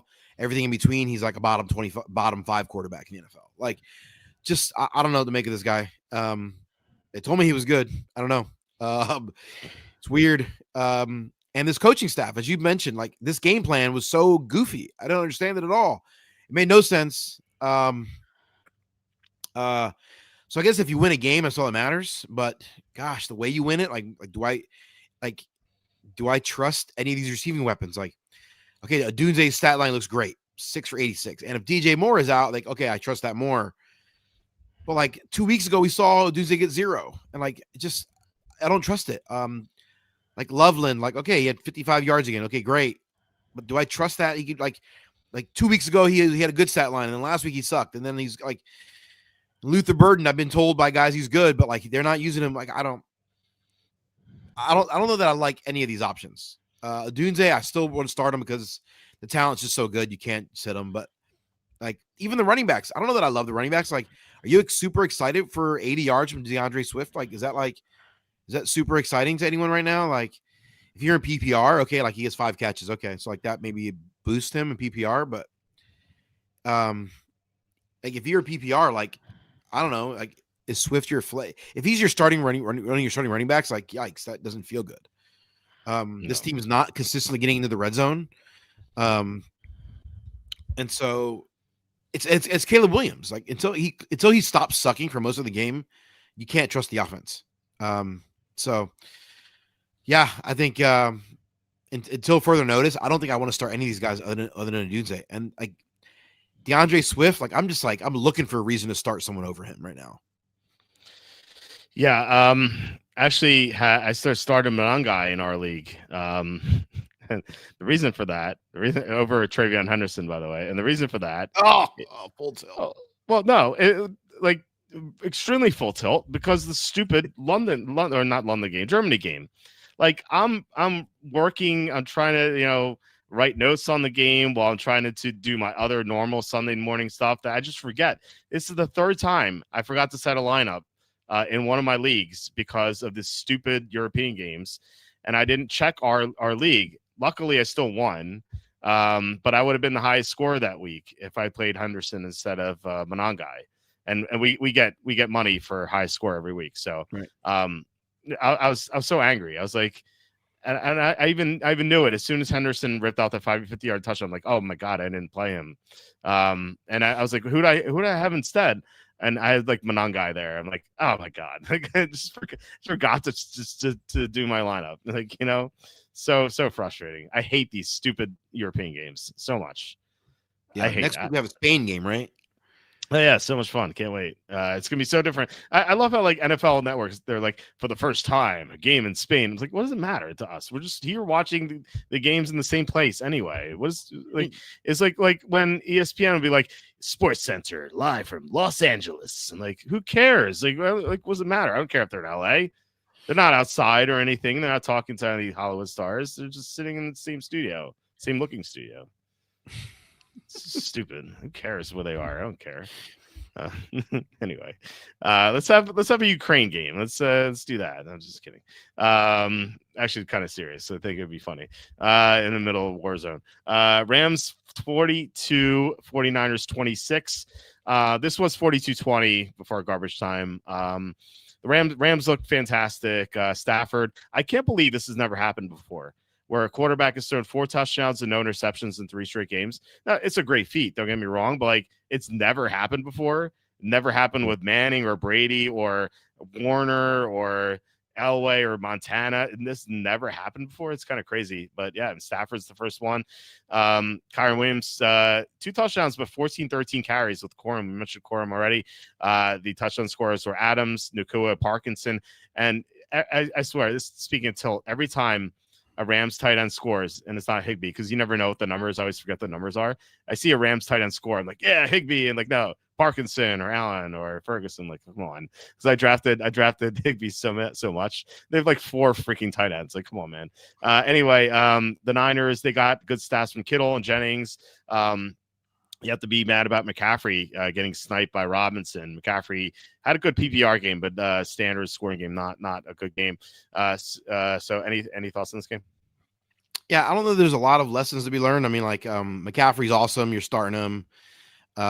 Kittle's awesome. You're starting him. Juwan Jennings coming back to life. And so I think he's a decent flex play, wide receiver 3 type play. Especially in PPR, I think he's a decent play. Although like you might have better options, but like I think he's a viable. Other than that, there's no one else. Mac Jones sucks. The stat line looks good, but he's terrible. This offense desperately needs Brock Purdy back. I can't believe that sentence just came out of my mouth. The Rams were clearly the better team, and the Rams on both sides of the ball look really good. They're getting better. They might be the best team in the NFL, top to bottom. The fact that the Eagles beat them early in the year is awesome, but as an Eagles fan, I love it. And the Eagles will now have the tiebreaker on them. So, if they played in the playoffs again, they would be in Philly. But, on a neutral site, I would expect the Rams to be favored in that game. Even in Philly, I might even expect them to be favored. I think they're the better. They might be the best team in football right now, top to bottom. Stafford's playing great. Kyron Williams is playing great. The offensive line is playing great. The receivers are great. The defense is playing great. The pass rush is playing awesome. So as long as Adams is healthy, he went out of this game and never came back, but they did say that he could have if the game was close. So the Rams were up in this game big. The Niners did kind of cut it to 7, and then the Rams went back up again immediately. So yeah, if you have Kyron Williams, you're starting him. If you have if you're absolutely desperate for a flex and you could do worse than Blake Corum. You start those guys. The thing about this offense that I love the most is that there's not a great consistent third receiving option, which you would expect on a team that's this good, which means Adams and Nakua are going to get all the targets, which is awesome. So I love that. If you have Nakua and Adams, if you have either one of those guys, obviously you're starting them with confidence. Not much to learn other than I think the Rams are great and Stafford might be the MVP. Yeah, for sure. They have all those tight ends too. It's crazy. They play 4 tight ends, which is really tilting because I've been consistently betting against Seattle, the tight ends playing against Seattle. I'm betting on them because Seattle allows the most production to tight ends in the NFL. And so we had Trey McBride over, I think it was 62.5 receiving yards this week. He had 127. But I don't know who to play against them this week because they have 4 guys. They just don't do it, right? You could take a shot, just play over on all of them, I guess. I don't know. Maybe that'll work. But I'd still take my chance with Higbee just because he's the best of the bunch. Yeah, but it's like I said, it's Rams tight end catches the ball. Who is it? It's it's never Higbee. And then it's Parkinson scores. Come on, man, just go Higbee. He's your best guy. Anyway, speaking of Seattle, 44. It's 22. I wrote 24. It's 44-22. The Seahawks beat the Cardinals. This is 38-0 at halftime. So Seahawks took their foot off the gas. Sam Darnold only had to throw 12 times. Kind of crazy. Charbonnet and Walker both had 14 carries. What about George Holani scoring the second touchdown of the game? I swear the announcer said Charbonnet. And I'm yeah, I Charbonnet in a couple of my leagues and obviously drafted him a lot in best ball. And then it's oh, that's Holani. What? It's not even Walker or Charbonnet. Suddenly George Holani's getting targets or touches. It's come on, I don't understand. JSN 5 for 93 and touchdown, which is great stat line considering Darnold only threw 12 times. That's insane. McBride, we mentioned him. He went nuts in this game as any tight end does against Seattle. Nothing here from the running games. Arizona's just down big. I played Brissett, by the way, in DraftKings this week, and it looked bad in the first half. He had 1 point, and then he had so much garbage time stats that actually got me in the money. So what are your thoughts on this game? On the Cardinals side, remember last week I said, hey, I suspect that Kyler Murray's going to get to be on IR. And then the next day, I'm they basically benched their starter, their big money quarterback, but without it's great cover for them, right? They can bench him without benching him. Yeah. Because he sucks. I don't think Brissett's good, but you can just tell they're just kind of done with Murray. I don't know if they can get out of that contract. There's so much money they're committed to him. I guess maybe they don't want they have to just the Cardinals ownership is not the ownership that wants to dump money. They're not the kind of ownership that wants to waste money. So, maybe they will. Who knows? But some owners are not okay with paying players to not play on their team. And some owners don't care because they're multi-billionaires, right? So who cares? It's not my money, I guess. Easy for me to say. Yeah, the rushing attack for the Cardinals, bunch of dreck. Is Trey Benson going to come back? Who knows? The only player on this team worth starting is Trey McBride. He's awesome. He's such a great player. Marvin Harrison. Marvin Harrison sucks. Marvin Harrison cannot get open. He had 12 targets in this game. He has 3 catches. He scores a touchdown, so like he saves the stat line a little bit, but he's just this guy's not good, and I don't, it's a disappointment, and he's skating by on his name. If his name was anything else, no one would care about this guy, but because he was a top pick and his name was Marvin Harrison, this guy, people treat him like he's good when he's not. On the opposite side of the field, the guy who's actually good, JSN, is freaking awesome. He's so good. Even in a game where the quarterback only completes 10 passes, he still has a great stat line. Like, you gotta love it. Cooper Kupp actually had a good game. He had 2 nice plays, one long one. He only had 2 targets. Again, they're not throwing the ball much, but 2 nice catches. One had a really great run after the catch. I'm like, whoa, okay, what a Cooper Kupp sighting. Anyway, yeah, if for some reason he's in your lineup, that was great, but that's probably not the ideal. Probably should not be in your lineup. So ignore that 74 yards. It was a nice play, but you shouldn't bank on that. If you have Charbonnet and Walker, if you have Walker, you probably drafted him too high to bench him. But yikes, like, you don't feel good about it. Like, it's 50-50. They have the same amount of snaps, same amount of carries. Charbonnet gets the Walker had a red zone carry, didn't score.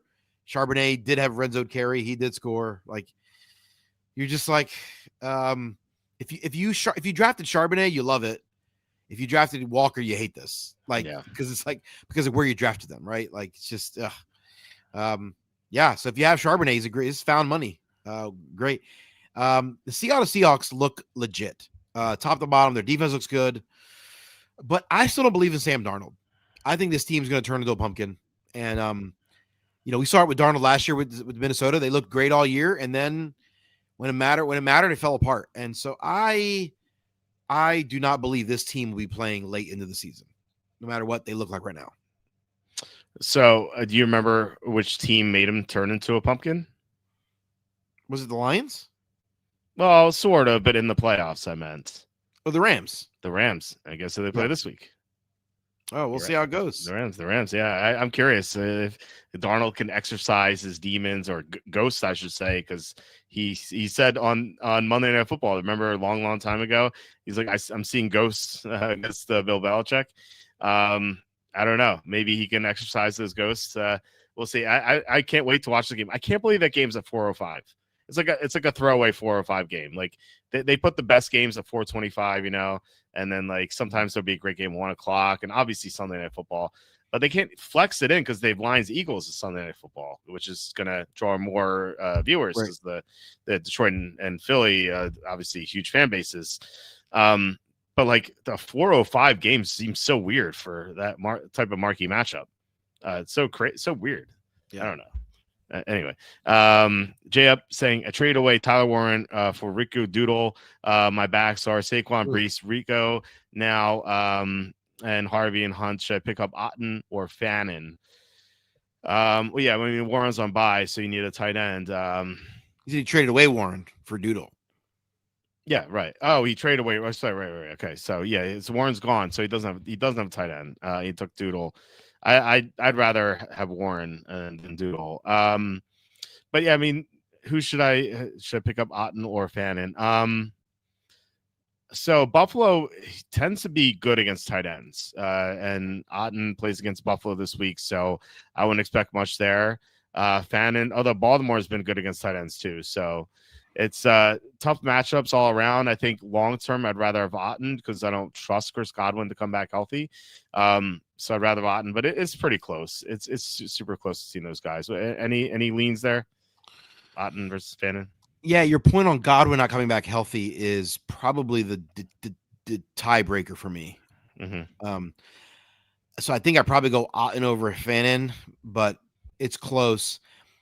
But also, are you sure that's your best option on the waiver wire? Like Otten's fine, but is there not anything better? I don't know. Part of me wonders if there's something better on your waiver wire. Yeah, there could be. Yeah. Yeah, no offense, bro. I would not have traded Warren away for Rico Doodle. That's just my thoughts. Yeah, I feel the same way.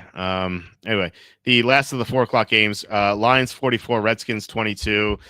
We had some nice announcing from Trump in this game. I don't know if you heard it. It's like Yes. there's like the worst announcing I've ever heard. He's like, "Let's see what happens." He runs the ball. I thought we'd get something like creative, like they're the worst defense since Hillary was on stage. Crooked Hillary is the worst defense. I thought that we might get something like that, but it's such bad play calling. Anyway, Jared Goff, the Lions scored in every possession in this game, except for when they're running out the clock at the end. And oddly enough, Dan Campbell took over play calling.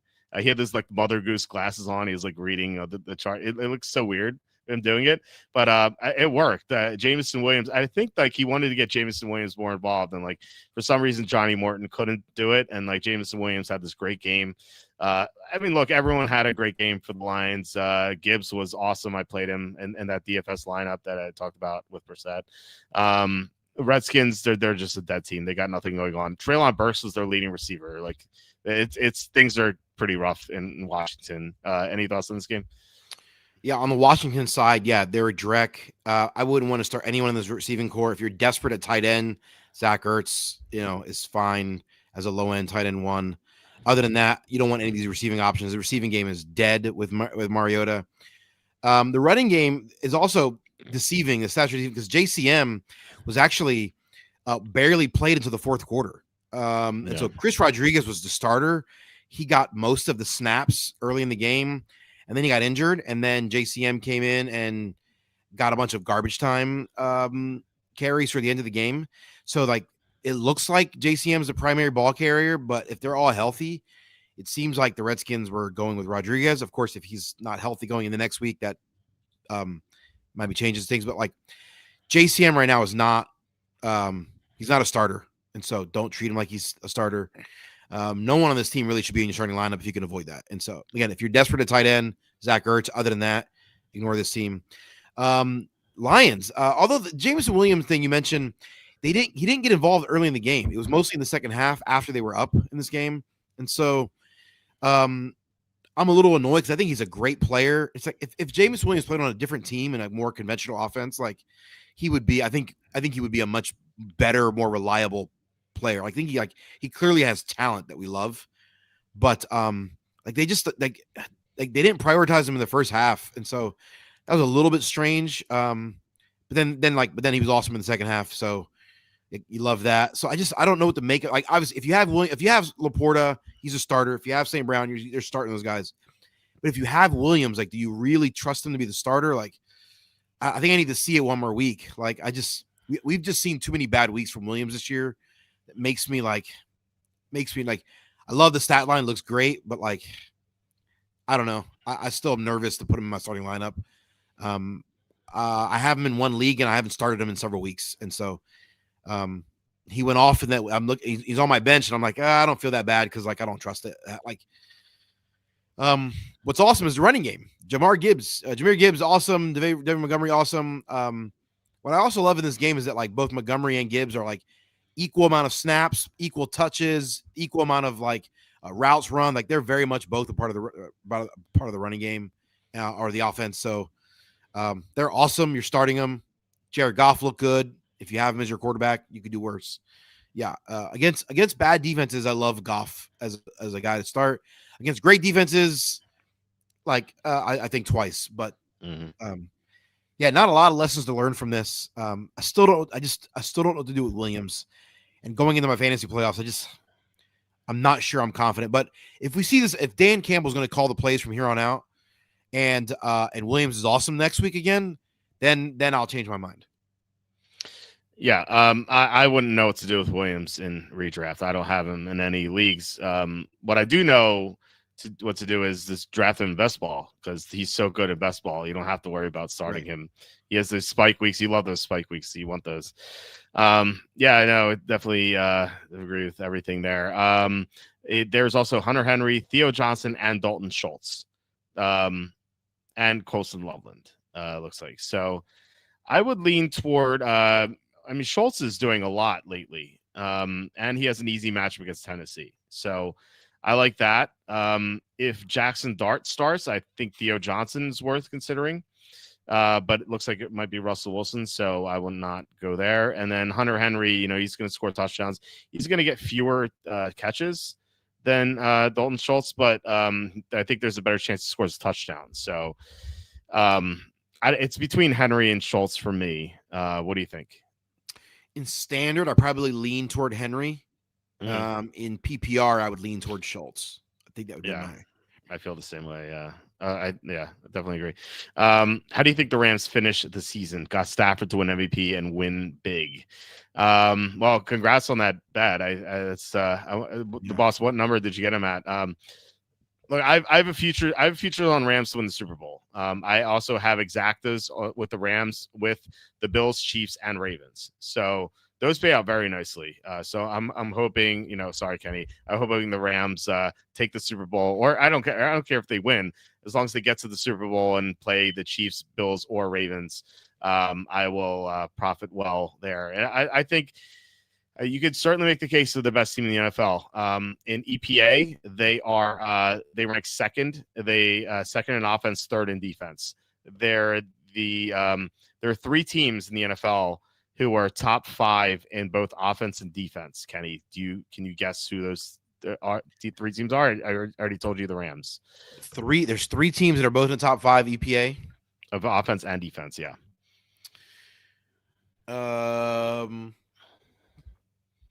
Seattle might be in that mix. Seattle is first in offense and first in defense. Wow. Yeah. Crazy. Wow. That is, and then I guess the Colts. Colts are 7th in offense, 15th in defense. Oh, that's surprising. I don't think I realized that. Okay. Yeah, but they might improve with Sauce Gardner. Yeah, I don't know who that third team would be. It is in the NFC as well. Not the Eagles, obviously. I mean, no. Eagles are 11th in offense, 10th in defense. Yeah. Not the Packers, not the Buccaneers. No, Buccaneers is 16th in offense, 7th in defense. Oh, really? Yeah. Wow. Yeah. Oh, I guess it's not the Packers, it's not the Lions. Probably I guess it could be the Lions. Lions 5th in offense, 2nd in defense. Wow. Okay. I guess I didn't realize that. For some reason, I thought the Bucs had better offensive stats than the Lions did. Yeah. Kind of crazy, huh? Too many old fashions on Friday night with my lady. No, the Lions look good. I wrote them off because they lost both coordinators and they lost linemen. Although the line is a concern, I think, because they lost one of their guards. I don't know if their tackles are healthy. Like Sewell left the game, and then he didn't miss much action. He came back, but I don't know. It feels like if one of the tackles goes down, I think things could go awry for them, and they need to play at home because the weather conditions could be bad. It could be raining in Philly, by the way, Sunday night, which would be great for the Eagles because Jared Goff has a long history of doing poorly in rainy and snowy conditions. So, you got him 50-1 on Stafford MVP. Nice bet. That's awesome. Sign the Rams. The most important MVP stat is win. So I bet hit big because he's already elite. That's great call. Great call on that part. Scorpion as Henry versus the Browns or Warren versus the Bengals. Can't believe I have to ask, but Henry got shut down last time they played. Yeah, Henry had, I believe, 26 or 27 rushing yards against the Browns in week 2. Jalen Warren against the Bengals seems like such a great matchup. I would go Warren personally. What do you think? I have a tough time benching Derrick Henry just because there's always a chance. It's close though. Scorpion, I don't think you're crazy for asking. I don't think you're crazy for asking.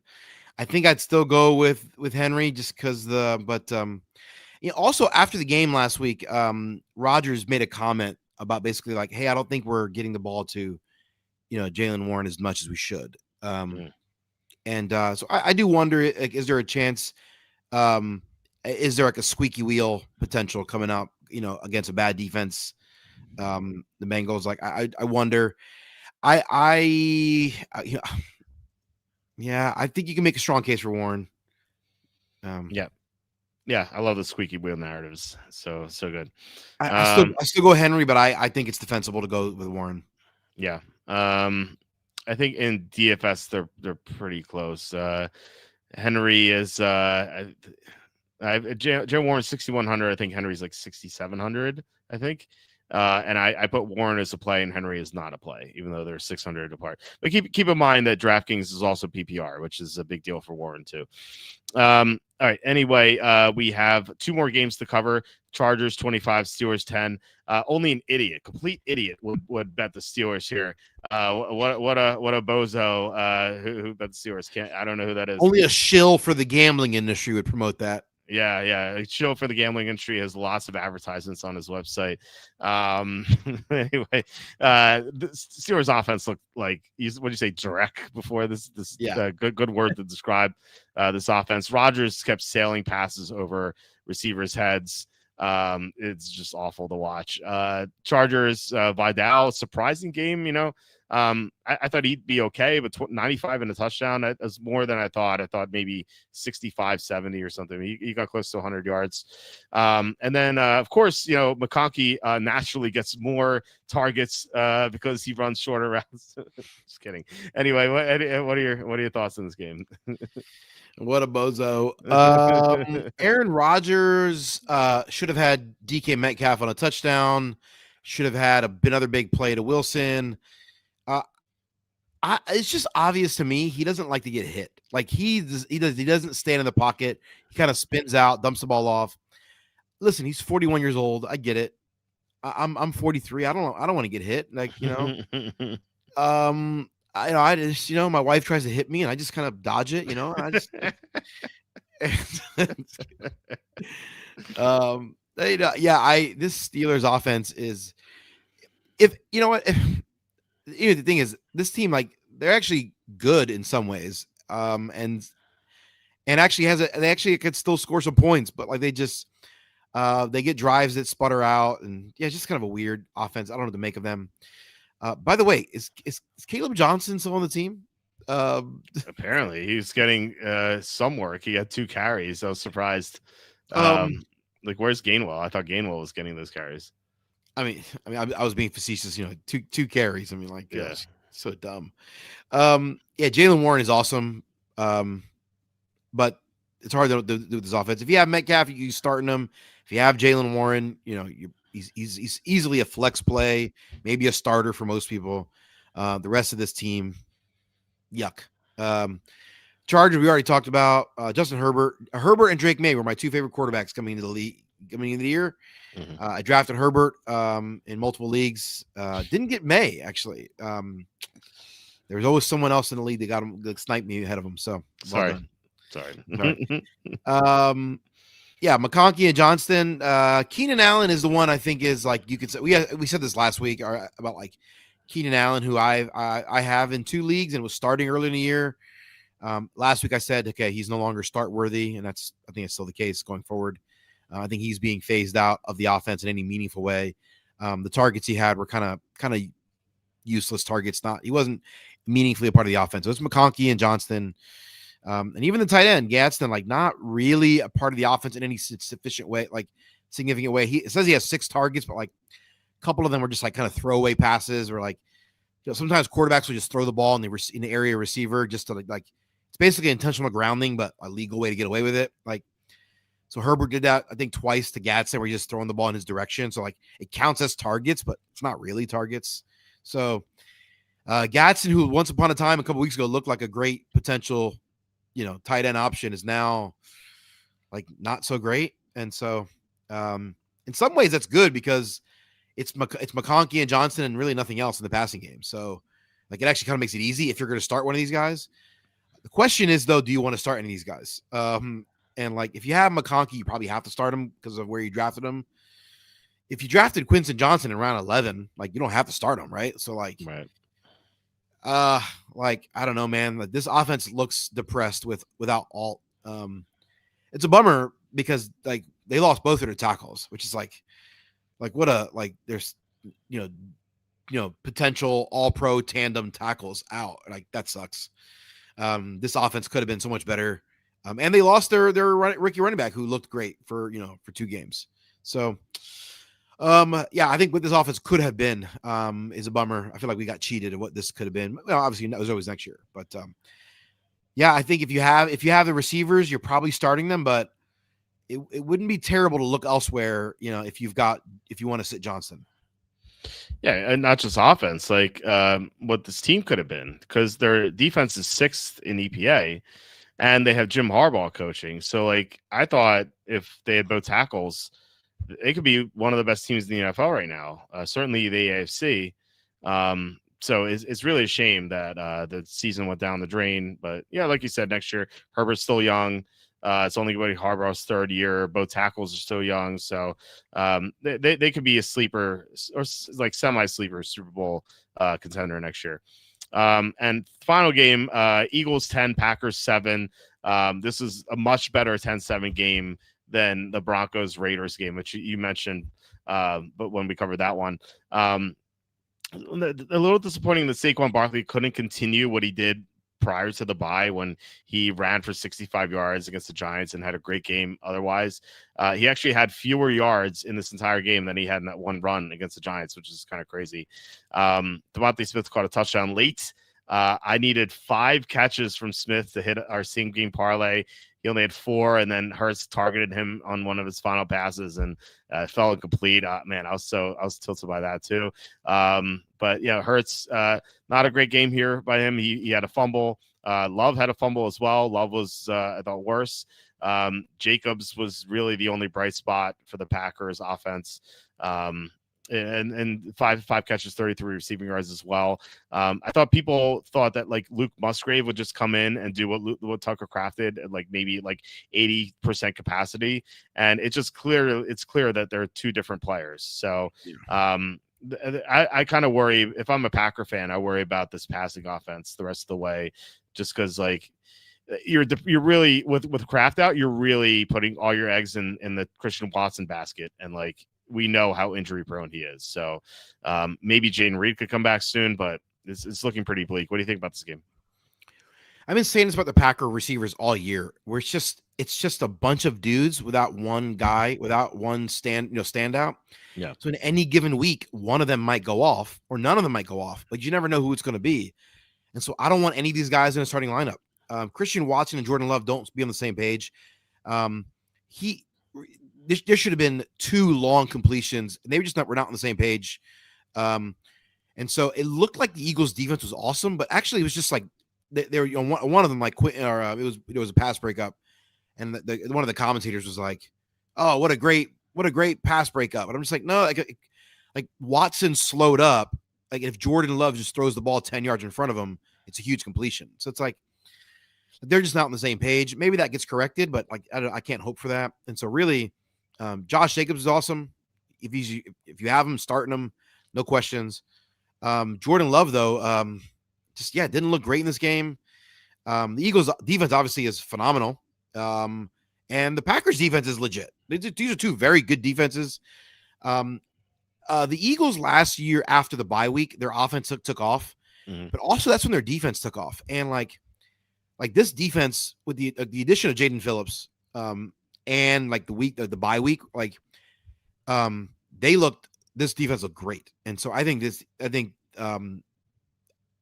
the Eagles defense might be the best defense in the league. The Rams might be in the conversation. The Browns are in the conversation, surprisingly. But yeah, I think the Eagles defense is so legit right now. Obviously you don't get fantasy points for stopping the other team in that way. So unfortunately, but yeah, I think I don't think I've had several people saying, when is it going to change? When are they going to start passing the ball more? I think what we've seen is what this team is. If you have AJ Brown, no one's going to trade for him at this point, obviously. Right. If you're still starting AJ Brown, and by the way, like I actually checked this today, I was just curious.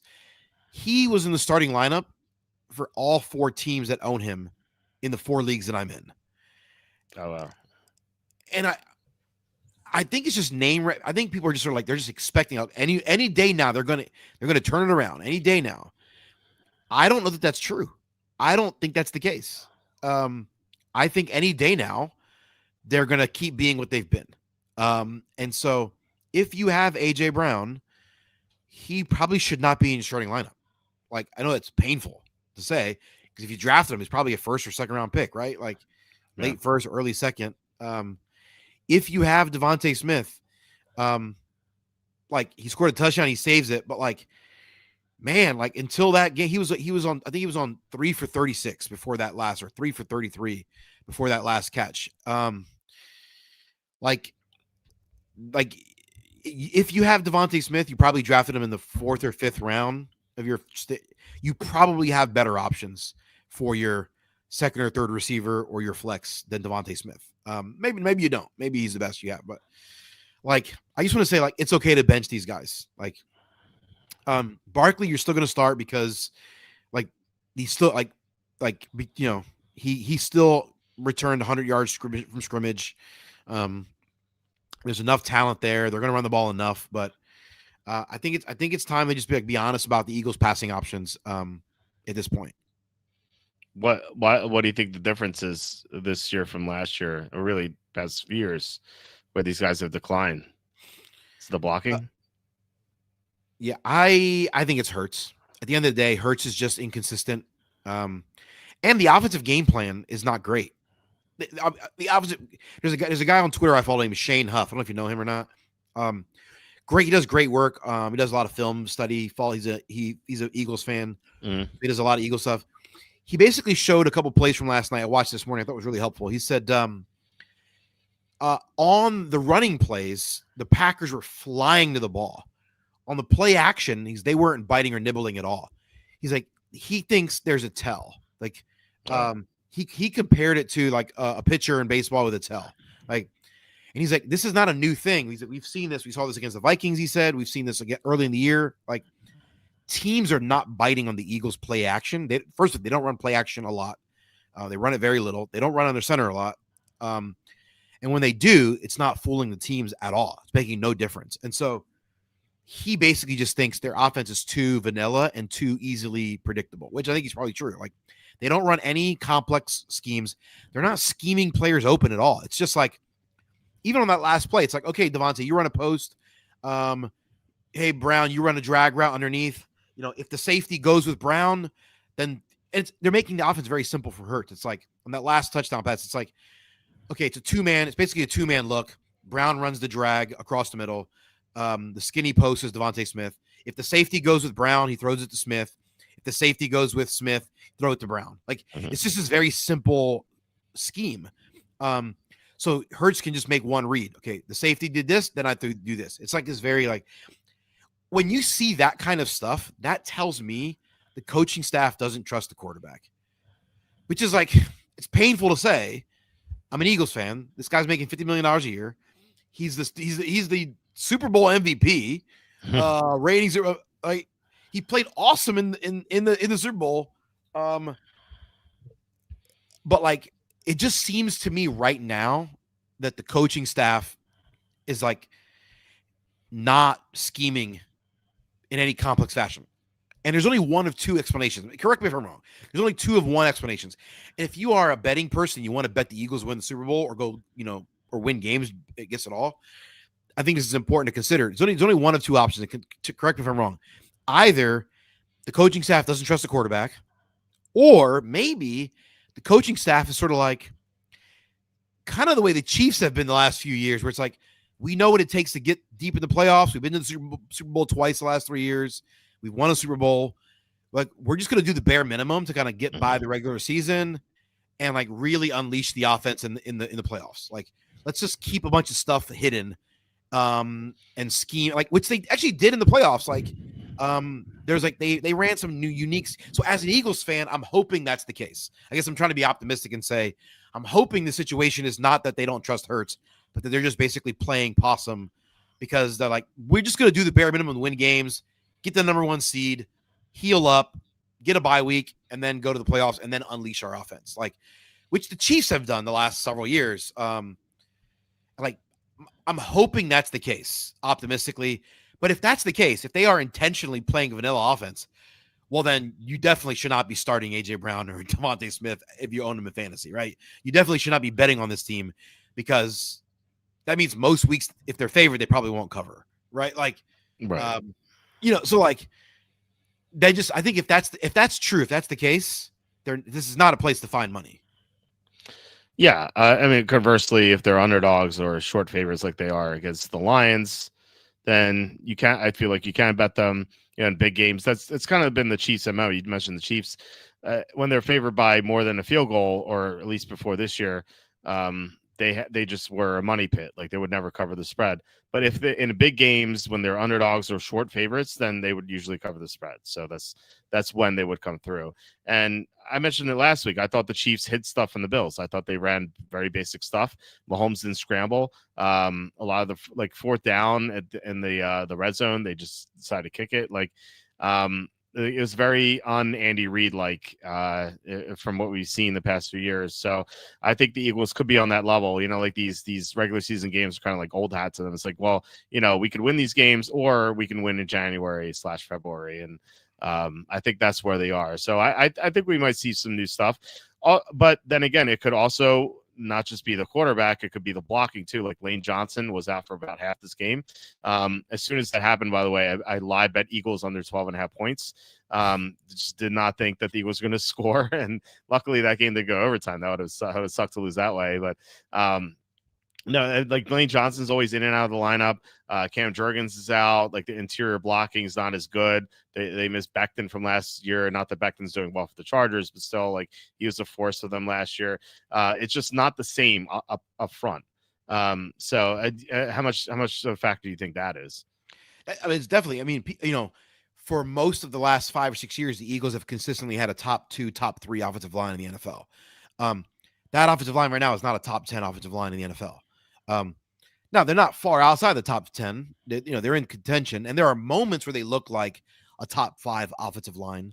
There are moments where they have a lot of where Jalen Hurts has a lot of just like oh my gosh, this guy's got like 8 seconds to throw the ball. I mean, it's crazy, but like that's actually not the norm. If you've been watching them all year. So yeah, Landry Dickinson in the middle, he's banged up. He's not fully healthy. Jordan Mailata has been in and out of the lineup, or has been inconsistent, even though he's been healthy. Lane Johnson played. Yeah, I think he missed like 2/3 of the game.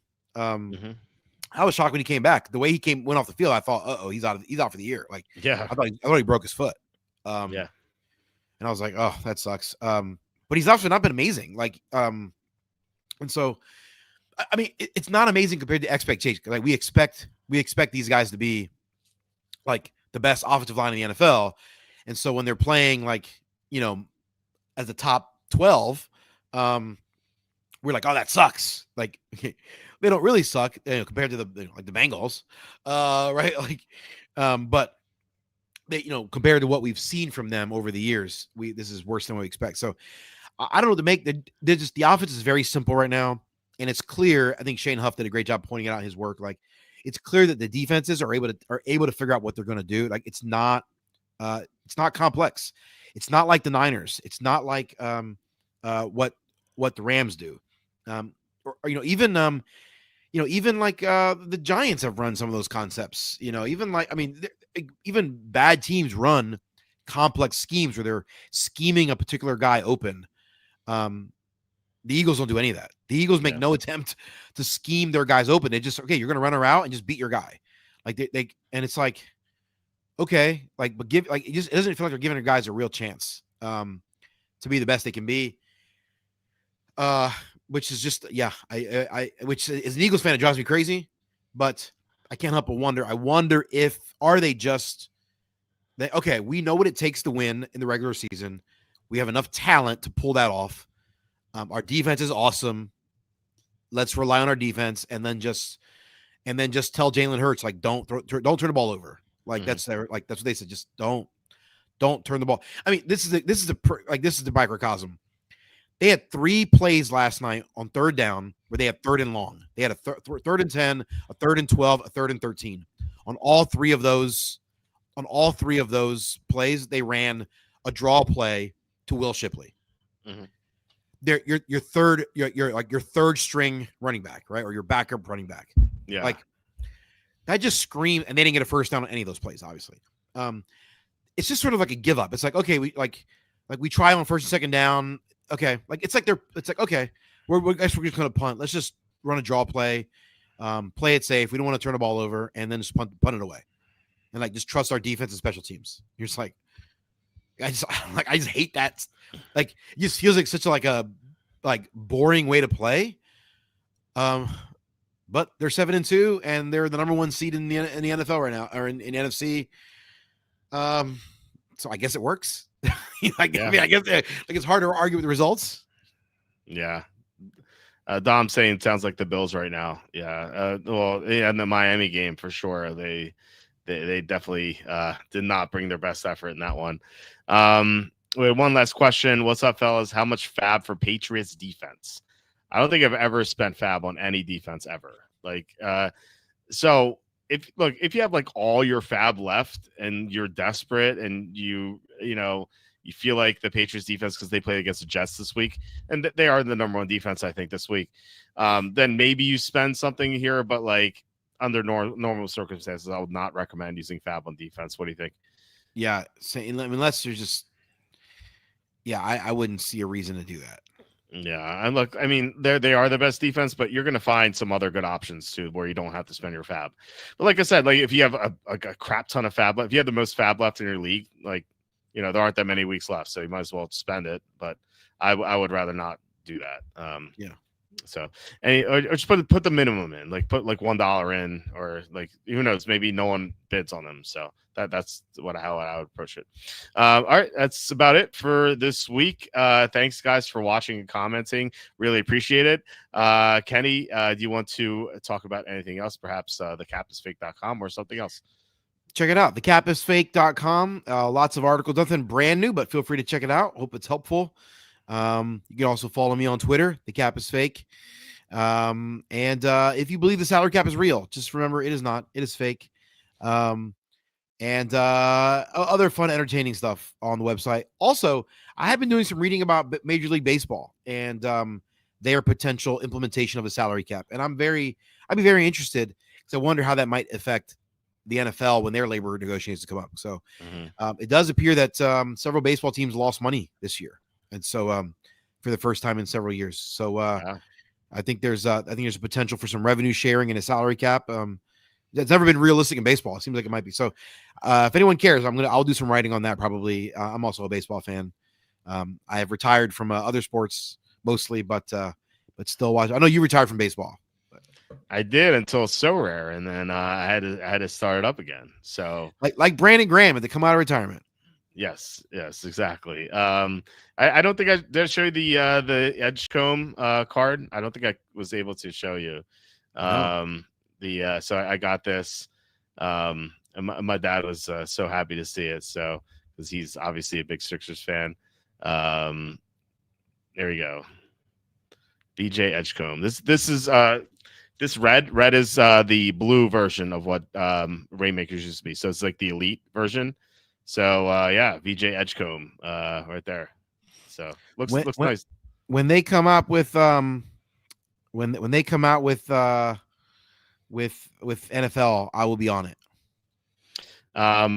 Hopefully they do, because they have for some reason soccer, but I think they're based in Europe. I think that's why. They also have basketball and baseball. I like it. I think that they have some really good prizes. Their prize structure gets better every single year.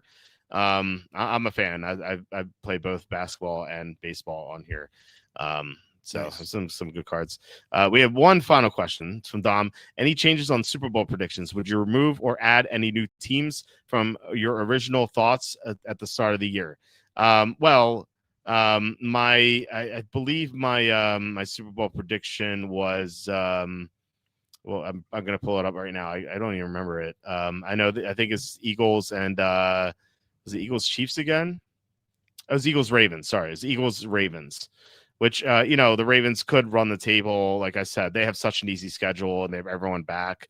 Wouldn't surprise me at all if they finish like 11-6, 12-5, and like they could be hot. They could get hot. They could certainly make the Super Bowl. I think from the AFC, you're looking at, despite the Colts record and the Broncos record, you're really looking at Chiefs, Bills, and Ravens. I think those are the three most likely teams. The NFC, I think you're looking at Eagles, Rams, Lions, and maybe Seahawks. I don't know if I believe in the Seahawks yet. If they beat the Rams, then I'll feel better about it. But I think the top three teams right now are Eagles, Rams, and Lions until the Seahawks prove themselves. If I had to make a Super Bowl prediction right now, it would be Rams versus Chiefs, and I think the Rams would win, gun to my head, but I could really go either way. I know you've been saying you think the Chiefs are going to win. Do you still believe that to be true? I did believe that. I still think that they're. I would still be, even though if the season ended today, they would be the 7th seed, Yeah. whatever it is. Maybe not, something like that. Anyway, I think they're the 8th seed actually. I think. I didn't make a Super Bowl prediction beginning of the year. Beginning of the year, though, I did think I thought there were only 3 legitimate teams that could come out of the AFC. It was Bills, Ravens, Patriots, Bills, Ravens, Chiefs. I have lost confidence in the Bills. I don't think they can come out at this point. I don't see that team the way that they're playing. I don't think they're consistent enough. And I think I would add I think the Patriots could come out of the AFC. I think Drake May is, when you have a quarterback that's playing hot, you got a chance. Yeah. And Drake May is playing as good as anybody right now. And so, and I trust the coach, right? Like they're not a great talented roster, but they're okay enough. And when you've got a smart coach, and who's got your team prepared every week and a great quarterback, I think you got a shot. You're a live dog, kind of like the way Jaden Daniels was last year, right? Like with the Redskins, like they had some ups and downs beginning of the year, and then down the stretch they got hot and they went to the NFC title game. It would not surprise me if the Patriots were in the AFC title game, against the Chiefs. That would not be a surprise. And could they knock them off? Absolutely. Particularly if it's in New England. Like, could they knock them off? Absolutely, they could knock them off. Patriots. I mean, the Chiefs would still be favored, my guess, but yeah, I think that's possible. So I think there's 3 teams in AFC that I think could come out: Chiefs, Patriots, and Ravens. I think the Ravens could get hot, run the table, as you said. In the NFC, coming into the year, I thought it could be, I thought Eagles, Rams, Lions, or Vikings. I thought the Vikings could be a legitimate shot. That's when I thought JJ McCarthy was good. I no longer believe that. Yeah. And so, yeah, I think it's those 3 teams. I think it's Eagles. I think it's in this order: Rams, Eagles, Lions is my probability. Yeah. And so if they played on a neutral field, I think the Rams, if the Eagles and Rams played on a neutral field 10 times, I think the Rams would win 6 or 7 times. I think they're a better team. But if they play in Philly, you never know. Yeah. Yeah, well, they almost won in Philly, despite the snow last year, which is kind of crazy to think about it. And they had a 26-7 lead over the Eagles, and then they blew it. And of course, that was the Jordan Davis return touchdown, which again I had Rams plus 3.5. Felt real bad, but at least it got 1 unit back on the Texans touchdown. So yeah, that was I will say, if the Eagles end up hosting a playoff game where the Rams have to come to Philly, and that makes a difference in the game, that blocked punt, those blocked punts by Jordan Davis will come back to have been more monumental than we realized. Yeah, it's insane. Yeah, I mean, the Rams traveling outside of the dome, on that dome, they're so dangerous too. So we'll see. I mean, they still could get the home field. Depends. And Sure. Seattle, you can't. I feel like you can't ignore Seattle yet. But I'm curious to see how they do against good opponents, because I mentioned the A through F group teams. They have not played against any team above Group C yet, except for one, and that was in Week 1 against San Francisco when San Francisco is healthy, and they lost that game. So, despite them being ranked 1 in offense and 1 in defense, they have not played anyone at all yet. And people have complained about the Patriots too, but the Patriots beat the Bills. At least they have a signature win. The Seahawks don't. But if they go into LA this week and win, and they obviously have to be in the running too. So I'm curious to see how they do against the top competition. I'm curious to see how Sam Darnold does against a team that wrecked him last year and made him see ghosts again. And can he exercise that? It's a fascinating game, and for some reason at 4:05 this week, so very very crazy. So I love it. yeah, yeah. All right, guys. Thank you so much once again. I really appreciate it. We'll be back tomorrow with Andy Isco talking Week 11 NFL picks. Then Evan. Okay, sorry. I feel a wildcard team this year goes to the Super Bowl. Yeah, it could be the case. We'll see. It is. I feel like the top 3 or top 4 in each conference are set in stone right now, but it could always happen. And how do you think Brendan Strange does this week if he plays? I don't think he's come back this early, but if he does, then it's who they play against. The Jaguars play against the Chargers. So it's not like the easiest matchup, so I would hold off and see if he's healthy. I wouldn't play him yet, but I think in the succeeding weeks, I think you could maybe play him. So I'd hold off right now. So anyway, guys, once again, thank you. We'll be back tomorrow with Andy and then Evan on Thursday with Tom on Friday. So full slate of videos this week. Kenny, once again, great doing the show with you as always. And yeah, hope you guys have a great rest of your night. And I'll talk to you next week. You the man.